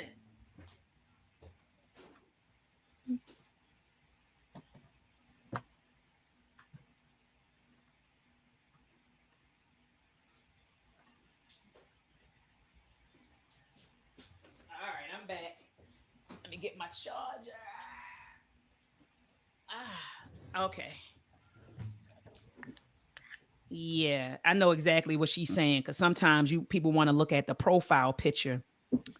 And he sent it to me, family. So this is what it looks like. That's what it looks like, family. Oops, let me turn it this way. All right. This is what the Cash App profile actually looks like. So if you see a different color or a different picture, don't send it there. That's what happened to my mom a couple of weeks ago. We were trying to send her some money, and the profile picture, they used her name, but the profile picture was different. All right. Also, people in the chat, they said we love you. They said we love you, young king. Someone said you can learn. Let's look through the comments. I'm just going to show you so you can see them. So they said we love you, young king. CJ Young says you can learn from this brother. Monica Lamb said got it. She said money was sent. Miss Lamb, thank you for the donation. Somebody said what's the link? So Keenan, oh, you said you got it. Okay, you're on it. Okay, so people got it. Let me see who else. Who else said some stuff? Somebody said, wow, very impressive. Salute to the young prince. And see, family, this is what happens when we develop our children, man. This is the result when you put time and energy and effort into developing, our children. This is what you get. A lot of times we complain about the condition of our children, but then you got to ask yourself, well, what created that condition, right? They didn't just create themselves, right? So, we got to, Baba, you're doing a phenomenal job, Baba. I mean, and Yame, like, I had with a conversation with my cousin Will, I said should be the standard, like he should be the standard when our children get up and speak. This is the standard. This is the level right here, family. And this is what happened. We can only get this level when we put time, energy, and resources into our children. And Yame is African-centered. And Yame is a critical thinker. And Yame, let me ask you this question before I let you go. What is the most important thing? What if you had to name 3 things that were important to you? What are the most important 3 things to you? My mother, my father, and my brother. So your mother, your father, and your brother. So your family is one. They're very important to you. What other things do you value? My books. Ooh, your books. So that means your learning, your development. So you value your family. You value your books. So your learning, your development, your growth. And what's the third thing you value?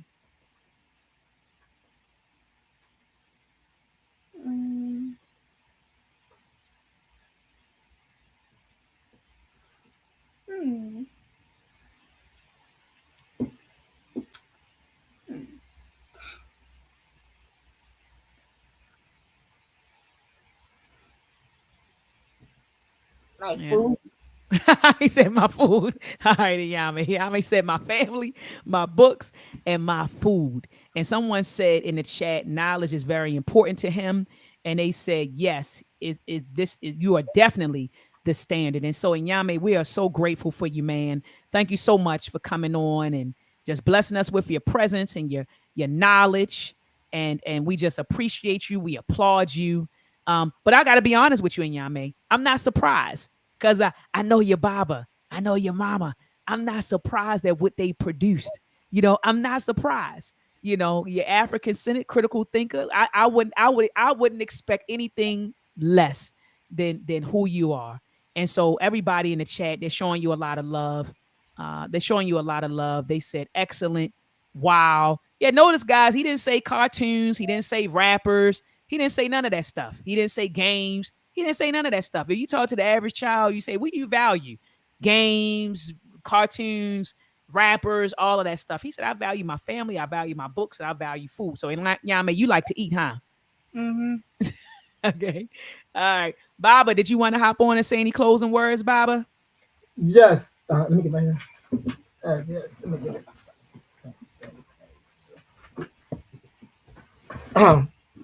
First off, thanks to everyone that sent Inyame a donation. It's most definitely appreciated. Thank you, Dr. Maat, just for going in and asking the questions, because none of this was planned. No. I let him know. I said, listen, it's an opportunity for you to go on, and you're gonna be live with Dr. Maat. You up for the task? He was like, yeah. I said, are you sure you're up for the task? He said, yes. I said, go it out there. So what I would say is this. It's our duty as parents to produce what we desire in our children, right? Like you can't rear a child shooting from the hip. And a lot of us shoot from the hip too much, trying to bring forth children. Like the entire process of rearing children has to be a planned process. And you have to know what you want that child to become. And that's what you put around that child. So one of the things that we did with Inyame, and I still do it to this day, we don't buy him toys. I've never bought him toys. So his toys was him breaking things up and taking things apart. He would take the end of toilet tissue and use the boxes. He would take business cards and make a phone out of it. I didn't buy him toys because the toys in America is a distraction. Come on. Toys in America is a distraction. So the more toys your child have, the more distracted your child is going to be. Your child is not going to focus nor think about learning. Now, granted, yes, there are some exceptions, and you might find some children may fall through it, but the majority of the children that's engaged in playing with toys, they're not going anywhere. So our task is not to bask in the beauty of blackness. Our task is to use the beauty of blackness as motivation to produce greater blackness. Let me say that again. Say that one more time. Our task is to use the beauty of blackness as motivation to produce greater blackness. That's what we are here for, to stand on the shoulders of the greats. So one day we also become a part of the great hierarchy. That's our task, to end up on the right side of history. That's why we're here. Not to end up on the wrong side of history, the right side of history, to be able to walk into the ranks of the ancestors. Yes. That's what we got to do. And we have to start our children off very early to do that. They have to be prepared to do that right now. And that's our duty. Oftentimes we say things like, well, because I read this in the chat. A person said, to know your purpose is one thing, but to live it is another thing. And I understand what that means, but I'm going to add this to it. You can only do what you truly know. Right? So if I'm not living my purpose, then I don't know the purpose. Come on. Right?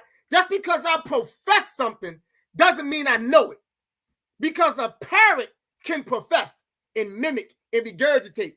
So just because I say I'm here to teach, but I'm not teaching, I don't really know that I'm here to teach. I don't know it yet.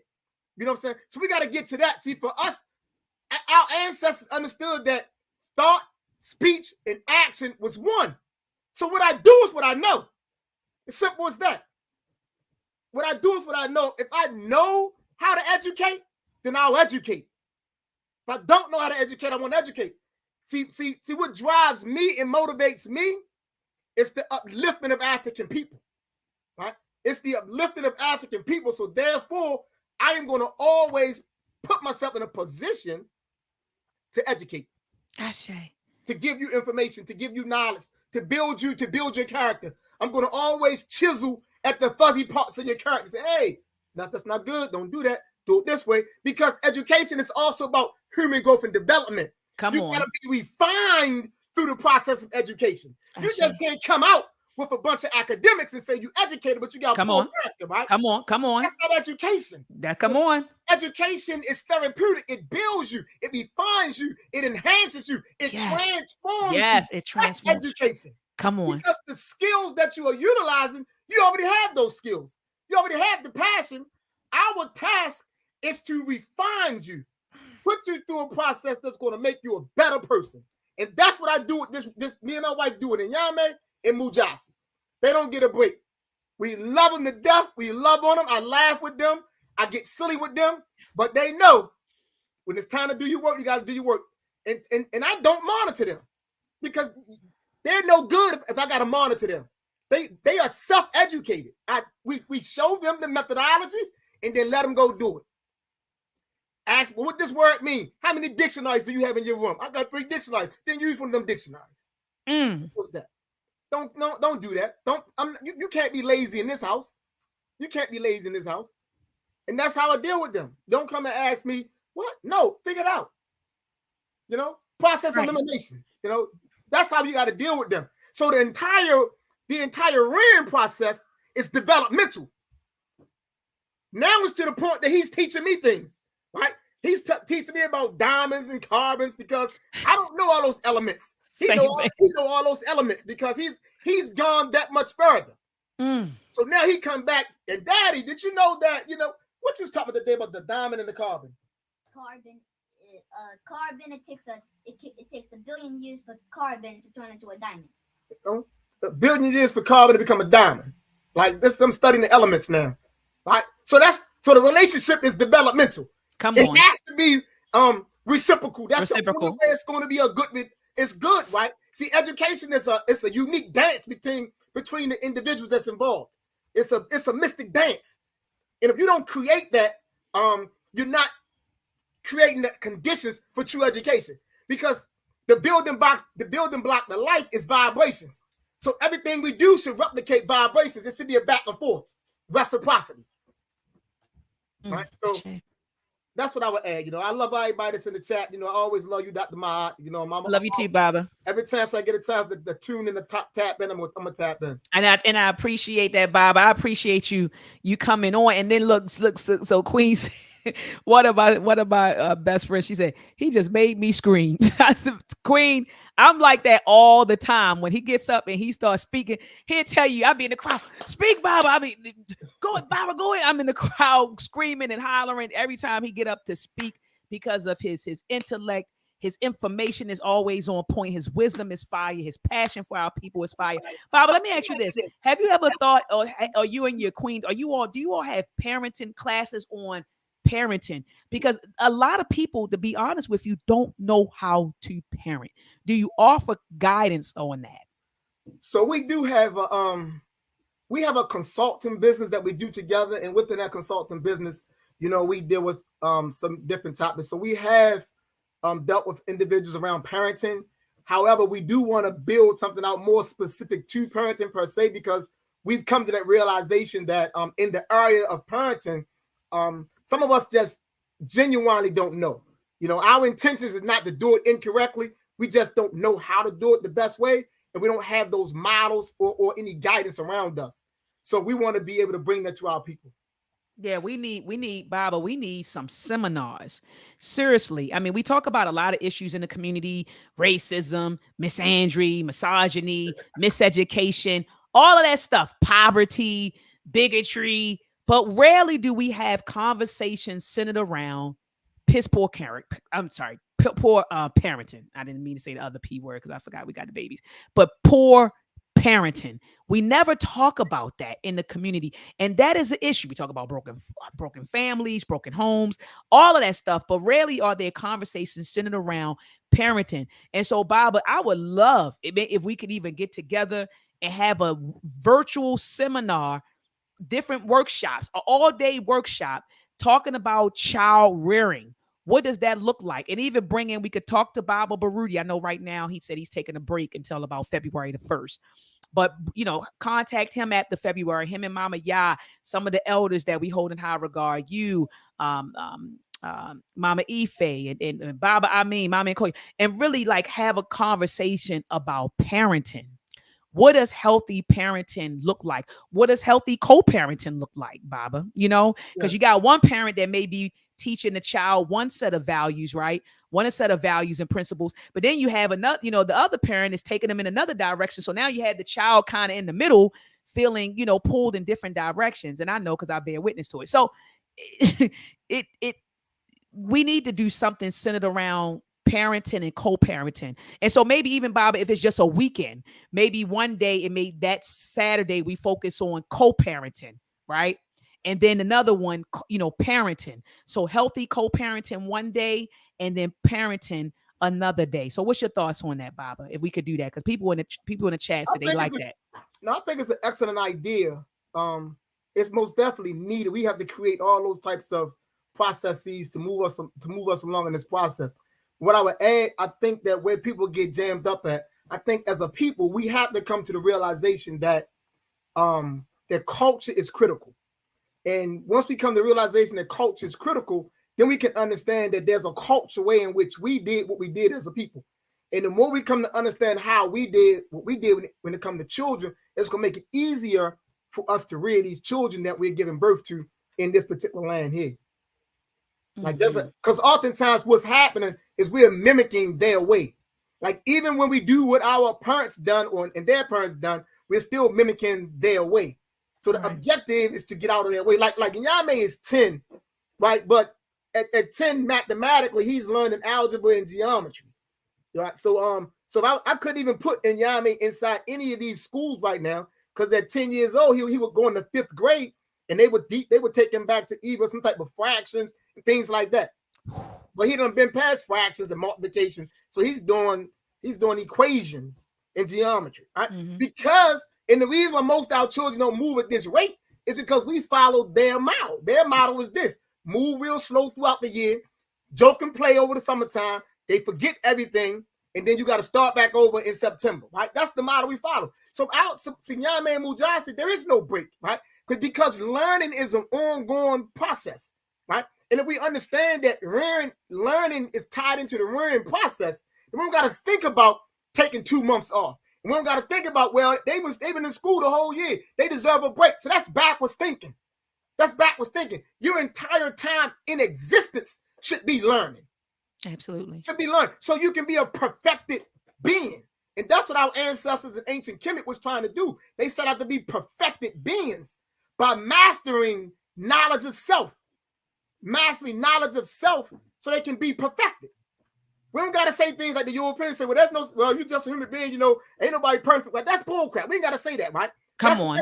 That's European thinking again. Come on. And we got to throw it out the window. You know what I'm saying? You can perfect in this world. You can perfect because that's who we are. You know what I'm saying? Don't in one breath say, well, come on, God.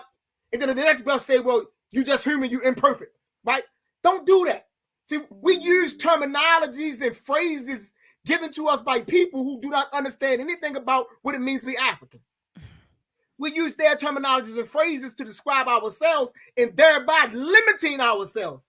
If you study ancient Kemet, clearly they was in the business of human perfectibility. They was in the business of human perfectibility. That's what it was about. You know what I'm saying? The Nisut Vidi was viewed as what? The divine on earth. Come on, Baba, teach. But Nisut Vidi was the divine on earth tasked with the responsibility of doing what? Maintaining and sustaining Ma'at here on earth and holding back its effect. That was his task. And Ma'at is what? Order, balance, justice, harmony. He had to maintain that. So to do that, you had to be in a relatively perfect state of being to pull that off. So we can evolve beyond where we at in the USA. We really at a low level over here in the USA. We're at a low level. We're not as high as we once were. We're at a low level. And we got to get back to that. So we got to make sure our children understand that You got the business of going beyond us. And we have to set them up so they can keep evolving and excelling. It's about ascension. That's what it's about. And so we need to understand all that. So when we rearing these children, we're not taking nothing less than their best. Come on. I say this all the time. The shortcomings of our children are nothing but the failure of the parents. I'll say that again, Baba. You know what I'm saying? The shortcomings of our children are the failures of the parents. And we got to be able to eat that. Right? Got to be able to eat that. You know? And I'm not saying that we got everything together, right? Because I was dipped and bathed in the batter of whiteness like everybody else. You know what I'm saying? So that contagious disease lingers inside me like it lingers inside everybody else. You know, all we can do is as we wake up to make sure we minimizing the disease in our children. That's it. Make sure our children do not consume as much as the disease that we have. So our children can be better. That's what I do. I don't let my children go over everybody's house. I don't care blood or not. Come on, say it, Baba. You know, say it, Baba. Go over everybody's house. My children can't say they done spent the night over a bunch of aunts and uncles and cousin houses. Say it, Baba. No. That's why our children end up touched and all of that. Because we got brothers, sisters, aunts, uncles, and cousins. That's nasty as crap. And you got your child laying over there, and now your child all messed all up because he done been touched or something, or she done been touched. You know what I'm saying? Because everybody ain't in the right place. We sick in America. So you got to take these babies right here, your babies, and you got to protect them with your life. Come on. You protect them. You protect everything about them. Do not allow them to be robbed of their innocence by the perversion that have infected us in this land. Because it will happen. It will happen. We can't be sticking our little girls in a room with a bunch of cousins, little girl, 3-4 boys in there, and they gonna sleep out, hang out together. No, you got a boy that's 12 years old that's hanging out with another cousin that's 16 that's being exposed already to the sickness, and he's gonna try it out on that little 7-year-old girl. Come on, Baba. Come on. You know, come on. That's what's happening. So these boys here, they don't get out of my sight. Baba said these boys here. You said they ain't going over everybody's house.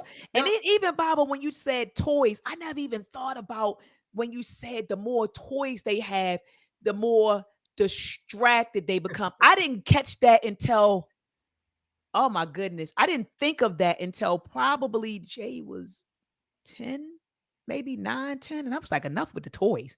Why keep giving toys?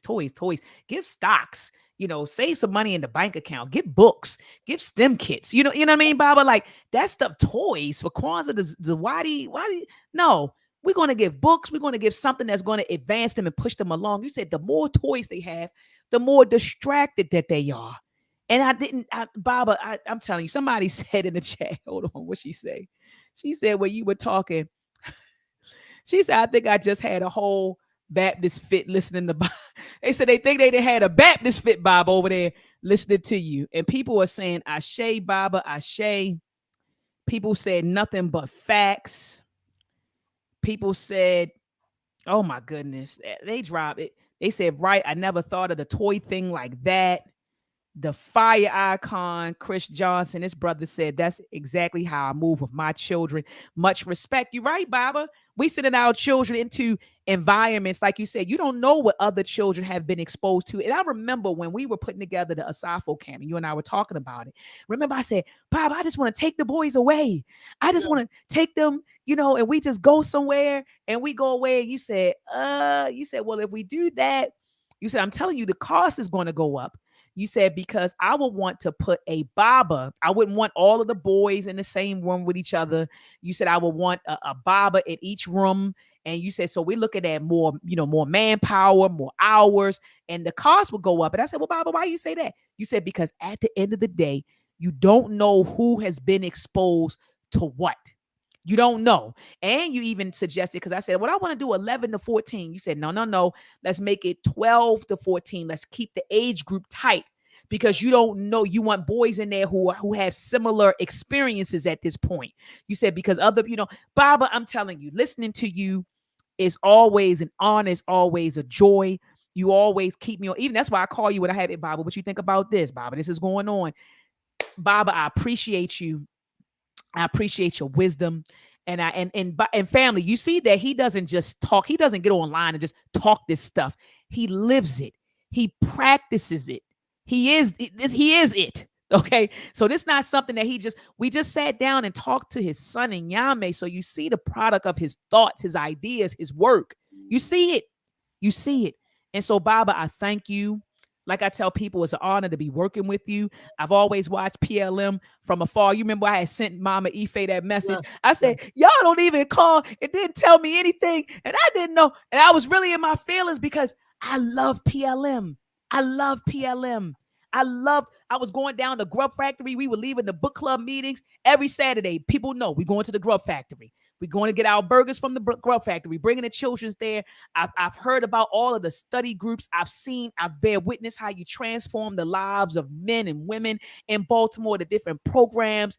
And so, Baba, I'm telling you, it's just like I said, it's an honor to now actually be working with you because I've been a fan of PLM for so long from afar. And just again, it's just a pleasure just to even be connected with you and just to know you. And so, Bob, I always want to give you your flowers while you can smell them.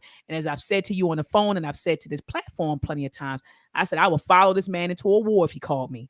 And people know that about me. They know that I hold you in very high regard. And when you met my uncle, what did he say when he shook your hand?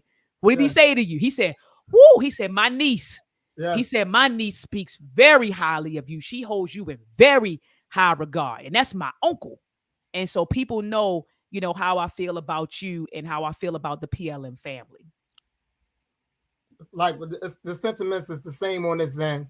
We most definitely appreciate you. And I want to just share this real quick because I know you were speaking and I don't think everybody probably understood what actually occurred.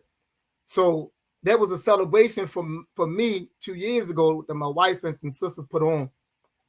Some kind of way Dr. Maat didn't get the information, the time to be able to be a part of that, but it didn't feel right for her. So what Dr. Maat did, which is the principal thing to do, she didn't jump on social media, she didn't do no backlash, and she didn't do none of that. Right? Whatever she felt, she came straight to us with it. Look, check this out. This how I feel. I felt this kind of way because bop. You know what I'm saying? I love the work that y'all do. I'm a big supporter, so on and so forth. I would have loved to have been able to be there, right? And it made us so happy because we don't get that a lot. So that's why, my wife, she tried to let you explain what occurred. But to this day, we still talk about it. And because of that, we hold that in high regard because we say, that's how you got to do things. We got to do things on principle. We got to do things on principle. So if we do things on principle, we can minimize a lot of the bull crap we see going on. Come on, Bobby. A lot of bull crap take place because we got underdeveloped people out here, right? Who don't know how to do things on principle because they haven't been reared correctly. They haven't been reared correctly, so they don't understand that to be African is to be principled. That's what it means to be African, to be principled, to stand in dignity with integrity.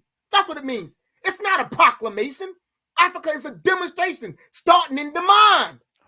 It's consciousness made manifest. I'm going to say that again. Please. African is consciousness made manifest. It's correctness of thinking. And that's what we have to be able to do. And I love you dearly for doing that. You know what I'm saying? That brought us closer together. Absolutely, it did. It did. Absolutely. I appreciate that. Baba, I'm going to go back. I'm telling you right now, I'm going to go, what you just finished saying, I'm going to rewind this and write it down, and I'm putting it up. I'm putting the quote up. I'm going to have your picture beside it. You know how I put the pictures of people and the quotes up?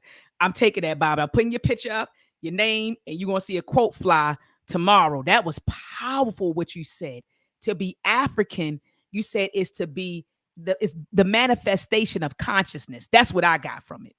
It's to manifest consciousness. It's to manifest integrity, character, those higher ideals. Right. It's to manifest ma'at. That is to be African. To manifest, to be the manifestation of ma'at. To be the manifestation of ma'at. And so, Baba, I thank you. I'm looking at these comments. You got the chat. Every time you come on here, say Queen, she said, it's an honor to have met him and his son. People, every time you come on here, and Koyo, Mommy and Koyo, she said, right. She said, I did the Black Power holy dance. Baba, Oh my gosh, Baba, every time you come on, I'm up here looking through the comments and it's powerful. Someone said renew the mind. Ashe. Someone said this is a great, and Mama and Koyo said this is a great subject. What does it mean to be African? Baba, we got to bring you on to unpack that. Baba, you got to come on to unpack that. What does it mean to be African, Baba? You got to come on to unpack that. Listen, okay, real quick. In addition to what I said, to be African is to be human. Let me qualify. See, by human, I don't mean all the beings that's walking around that can talk. See, to be African is to be human, and to be human for us is an aspiration of divinity. Simple as that. To be African is to be righteous. It's to be righteous. It's that simple. It's that simple. And that's the reason why when you look into our societies, that's why we had the processes in place, the rites of passage in place, we had the apprenticeships in place, we had the sisterhood, the brotherhoods in place. That's the reason we had all of that, right? So we can bring you from one state of being and transform you in the process and move you to a higher state of being. Ashe. Not just to allow you, we didn't say stuff like we say today. Well, it's your life, do as you please. That's foolishness. Come on. That's foolishness. Why are you going to say do as you please when all of your mistakes going to fall back on the community anyway? So we're going to get ahead of that. No, you ain't going to do as you please and be a part of this community. If you're going to be a part of this community, you're going to do as this community does. Come on. Come on, Baba. And Baba, Central Station Studios asked, they said, where can they get more of your information and what you do? Baba, talk about your books. Please talk about, I'm about to grab the book now. I have my book right behind. Yep, I got mine right behind me. Yes. African Manhood in the 21st Century. Excellent book. Excellent book. And not just because I wrote the book. I pride myself on being quality driven. If it's trash, I'm not even going to put it out. If I'm not pleased with it, I'm not going to put it out. But it's an excellent book. It talks about manhood. Let me grab a lot of the principles and protocols that I believe that should go into what it means for us to be a man, to get us on some type of standard of how we should be.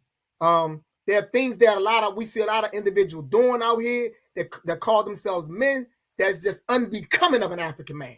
And we have to call these things out. So I put this particular book out, African Manhood in the 21st Century, just to be able to tighten some of those things up. And I see above us say accountability is paramount, no doubt. So in here I talk about the double cornerstone of manhood is responsibility and accountability. So I talk about that. That's the double cornerstone. See, a man is first and foremost, he's responsible not only for himself, but he's also responsible for his community, and he's accountable to that community. Right? So what I do, I'm going to do it because this is a community behind me that relies upon me coming through and showing up. So my boys, they got to see me in the best state. I give you an example. What do I tell y'all got to grow up and become? Good men. Say it aloud. I didn't hear y'all. Y'all say it loud. Good men. That's it. It's a constant conversation. Every time I see them doing something that's unbecoming, it's a check hole. Men don't do it. You got to go out to be a good man. I don't allow them to laugh at foolishness, because laughter softens the mind to the foolishness. So I say no, right? Don't laugh at another little boy that may have said something that's on the verge of being homosexual. Don't laugh at that. No, it's inappropriate, right? Because when you find that stuff humorous, right, it makes it easier to accept it. And I don't let them fall into that trap. To be a man is to monitor your boys, to monitor them like a hawk, so you can navigate them to true manhood. That's my duty, to get them to manhood. Ashe. And Baba, when I've read your book, and family, I've read his book. Okay. I've read it. I bear witness. This book should be in every household. Baba, are you selling this on your website, or do you want them to go to Amazon? Where do you want them to get this book, Baba? This one, actually, they would have to come directly to me. This one isn't on Amazon. So they can just hit me straight through Facebook and, through my inbox, whatever, and we can just figure it out from there. Family, get this in your household. I made sure that all of the young males in my family have this book.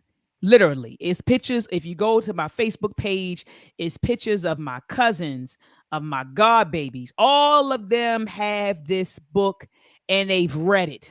They've read it. It was mandatory reading, and we discussed it, family.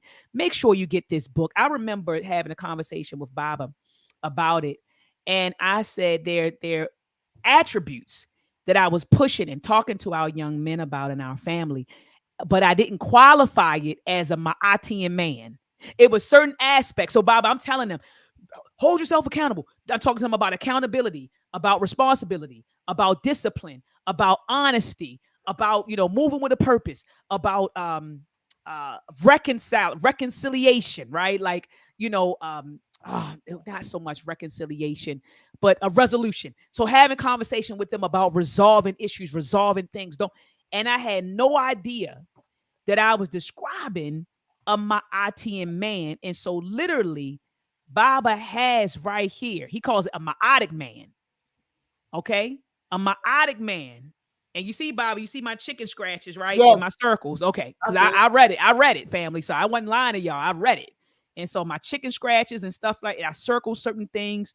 And he talked about the 13 attributes of African manhood. 1, integrity. Any of my students who are watching, they'll tell you that I emphasize integrity in my classroom. Because as Baba said, education, the true goal of education isn't just some information, right? It's the cultivation of intelligence plus character. And Dr. Martin Luther King said that when he wrote his paper at Morehouse in the 60s. It's the true goal of education is the cultivation of intelligence plus character. And so we talk about character in my engineering courses. And so anyway, Baba says integrity, and he expands on that. He says genuine, resolve, fortitude, intrepid, righteous, orderly, empathetic, honor, ethical, excellence, purposeful, and centered. Family, y'all have to get this. Read what I say about purposeful.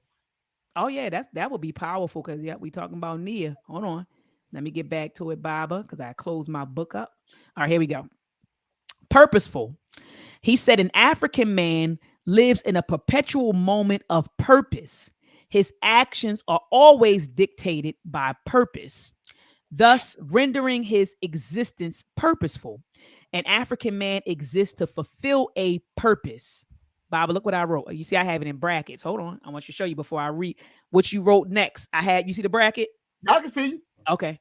It says every initiative in or endeavor he involves himself with is always conducive to his purpose or serves a purpose conducive to his purpose, which is always connected to the sovereignty of African people. I actually put a bracket around his family. Then I highlighted the next line. Too much of an African man's time should never be expended purposeless. An African man is forever in purpose mode. He is a purpose-oriented freedom fighter. An African man devoid of purpose is a kind of man, not actually an African man.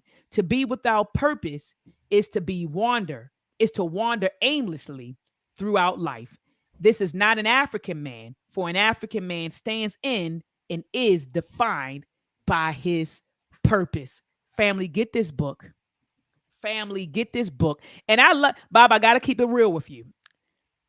You see how it's not a thick book, right? So family, look at this. It's under 100 pages. 100, well, conclusion is 103. So about 105 pages. Let me tell you why I pointed that out, Baba. I know our people. When the book be about this, Baba, when the book will be about this thick, they Dr. Maat, I ain't reading that. I ain't getting that. It becomes a little bit intimidating for some of our people.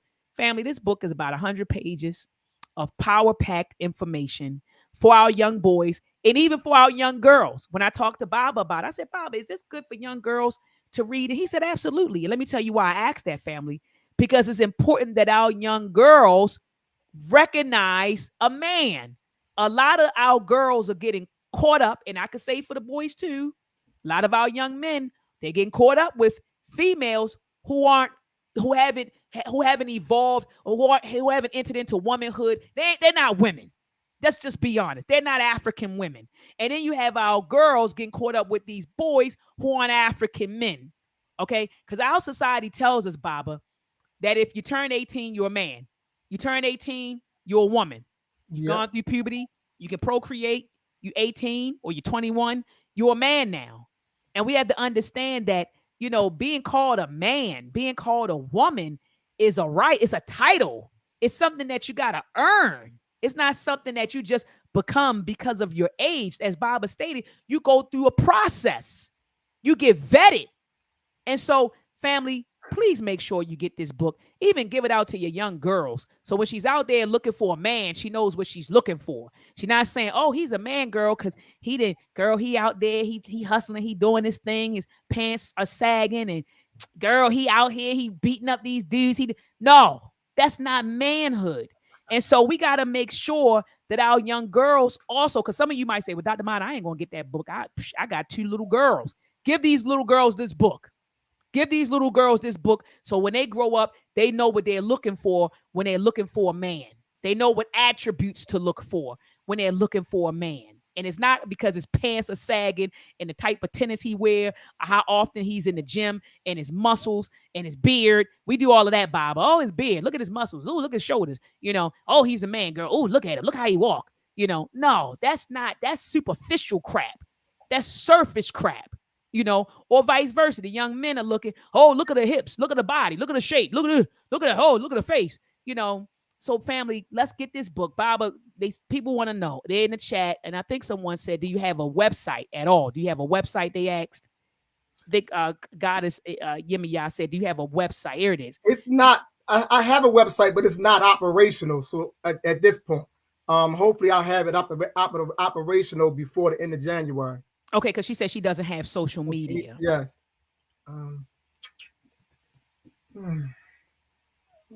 Well, y'all hit me up. I get some books, y'all. If you don't have social media, what about your email address, Baba? Your email address. Yeah. So y'all can email them. If you don't have social media, Baba, you gonna drop your email address in the chat? Can I?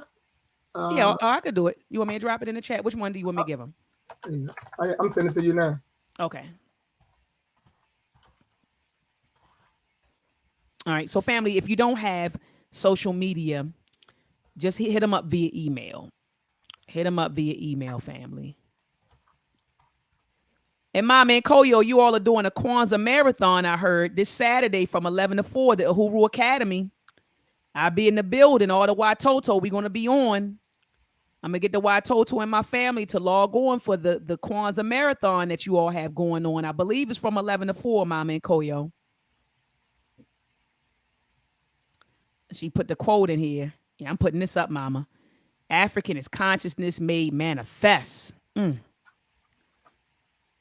Family, make sure that you head on over to the Uhuru Academy tomorrow from 11 to 4.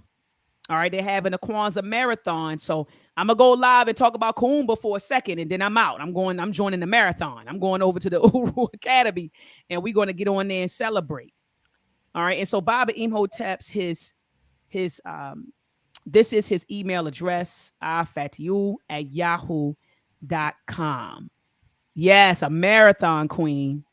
She said, tell me more. Marathon. It's going to be on the Uhuru Academy's YouTube channel. Tell me, Mom and Koyo in the chat. I believe it's going to be on the Uhuru Academy YouTube channel tomorrow from 11 to 4. It's either going to be on the YouTube channel or, Mama, let me know in the chat. Do you all have a Zoom link you want us to use? But I'll put the information out there tomorrow, family. I'll be live around 11-ish, around 12-ish. And I'll put it on hit. So she just answered. She said, oh, Mama and Koyo, okay, I'm waiting. I know we're behind. I know it's like a 20-second or 30-second delay. Mama and Koyo, are you all going to be live on the Uhuru Academy, or is this a private Zoom link? Let me know in the chat. Mama and Koyo said, I give thanks for meeting this brother and young king. Oh, and I love your profile picture with you and Baba. I mean, love the family. Love the family.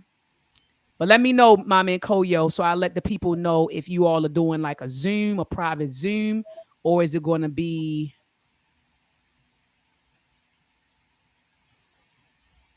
I'm waiting for her to... I'm looking at the comments, Baba. You know, they're like 30 seconds behind us. She said to be African is to be human of divinity. To be human of divinity. Oh, they going in, so they kind of behind us, Baba. I done moved on to the marathon. I didn't move on to the marathon. But thank you so much, Baba, for coming through. Appreciate your presence, Baba. I'm getting ready to go on and close out because I know people are still celebrating their Kwanzaa. I just wanted to, I don't know, Baba, why the spirit moved me to go live for Kwanzaa. I usually go live the first day of Kwanzaa. And then that's it. You know, I go live and then I celebrate with the community. But I was actually moved. Let me put the audio on. I was actually moved to go live all 7 days. So I'm going strong, Bob. And even with the family, we've been meeting via Zoom and lighting our candle and all that good stuff together. So anyway, Bobby, you have any closing words for the listening audience? Yes, just be serious. Whatever you do, be serious about it. Don't settle. Push yourself to be better every day. Be better every day. I tell people always, don't be one of those individuals who is just older, but are still the same person they once were. You know, be better every day. Strive for better. Strive for excellence. Don't settle. You know, do your best. And and oftentimes when it comes to our people, we have to think in terms of the group. And part of thinking in terms of the groups, we have to support those who are doing the work. And then we have to support those who are trying to come into the work. We got to make sure we point them into the correct direction. Because there are a lot of frauds out here, and people are being harmed and damaged by these frauds. You know, we got to be able to stand up and say, hey, you need to check this person out, or check this sister out, or check this brother out. Make sure we are being true to each other and sending people in the correct direction so we can steer clear of those frauds. Absolutely. Absolutely, Baba. I couldn't agree with you more. And so, Baba, again, thank you for your powerful words. People want to know, can they get this book in everyone's place? Not the Manhood book. Okay. So just email them, family. So the Manhood book is not in everyone's place. Hit them up via email. Family. All right. Hit them up via email. All right, Baba. Peace and love to you. Peace. All right, family. So here we go. It's the outro. Thank you so much, dr.maat.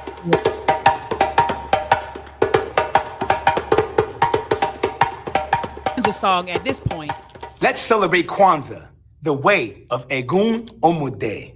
Thank you so much, family, for tuning in. I'll be live again tomorrow around 11 a.m., 12 p.m.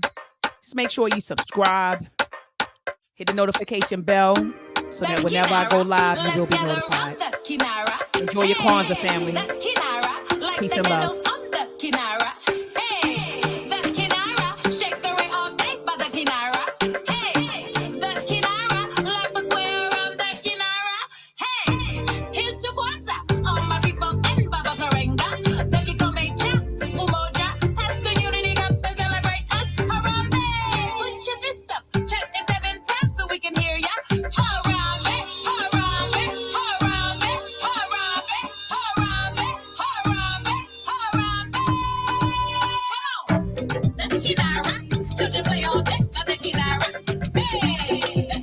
This song made me want to get out of the chair and start dancing, right?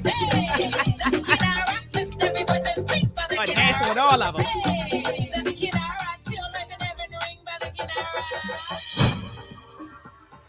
DB, why you do that again? Moving smarter, the people working harder. Use your data for your people's knowledge. We are louder, so stay strong in your power. Yeah. Queen said, I am dancing.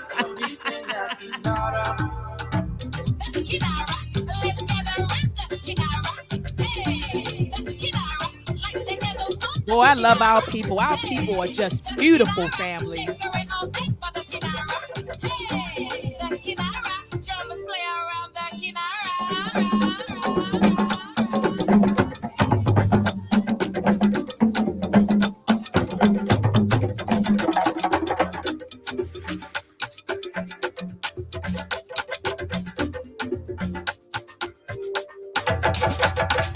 I wanna light the candle this time. Last year I was a little bit shy, passing the torch. want some children now. Test me and see that I memorize. Celebrate our own way now. Valuing our own thing now. Dollar reciprocates now. My ancestors will bring now. The Kinara, in Google Taba, the Kinara.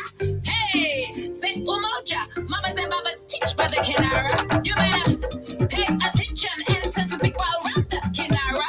Shh, point to listen. I know I'm there by the Kinara. Can I finish? Go ahead, y'all.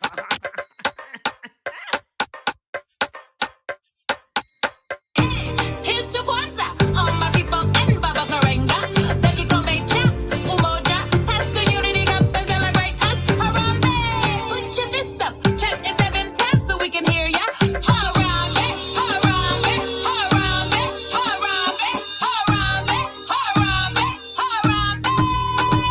Come on, the Kinara, children play all day.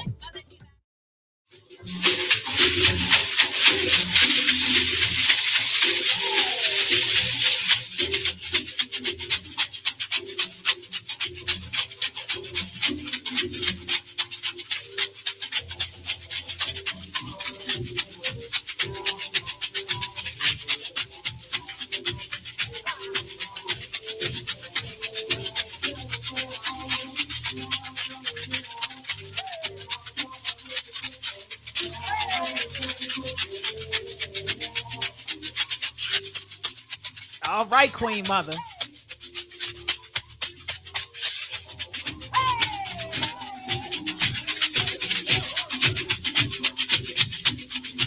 All right, Baba.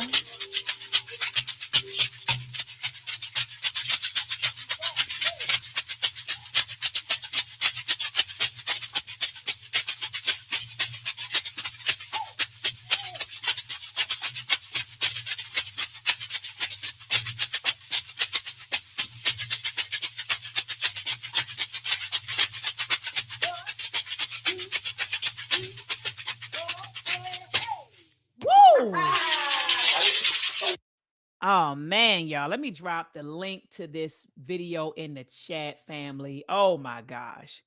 I was blasting this. Here we go, family. I dropped the link in the chat. Thank you so much for tuning in, family. I'll be live. Like I said, look for the notification between about 11 a.m. and 12 p.m. All right. Tomorrow, family. Tomorrow. Have a black-tastic day. Peace and power. Amani na amandala. Amani na amandala. Peace and power.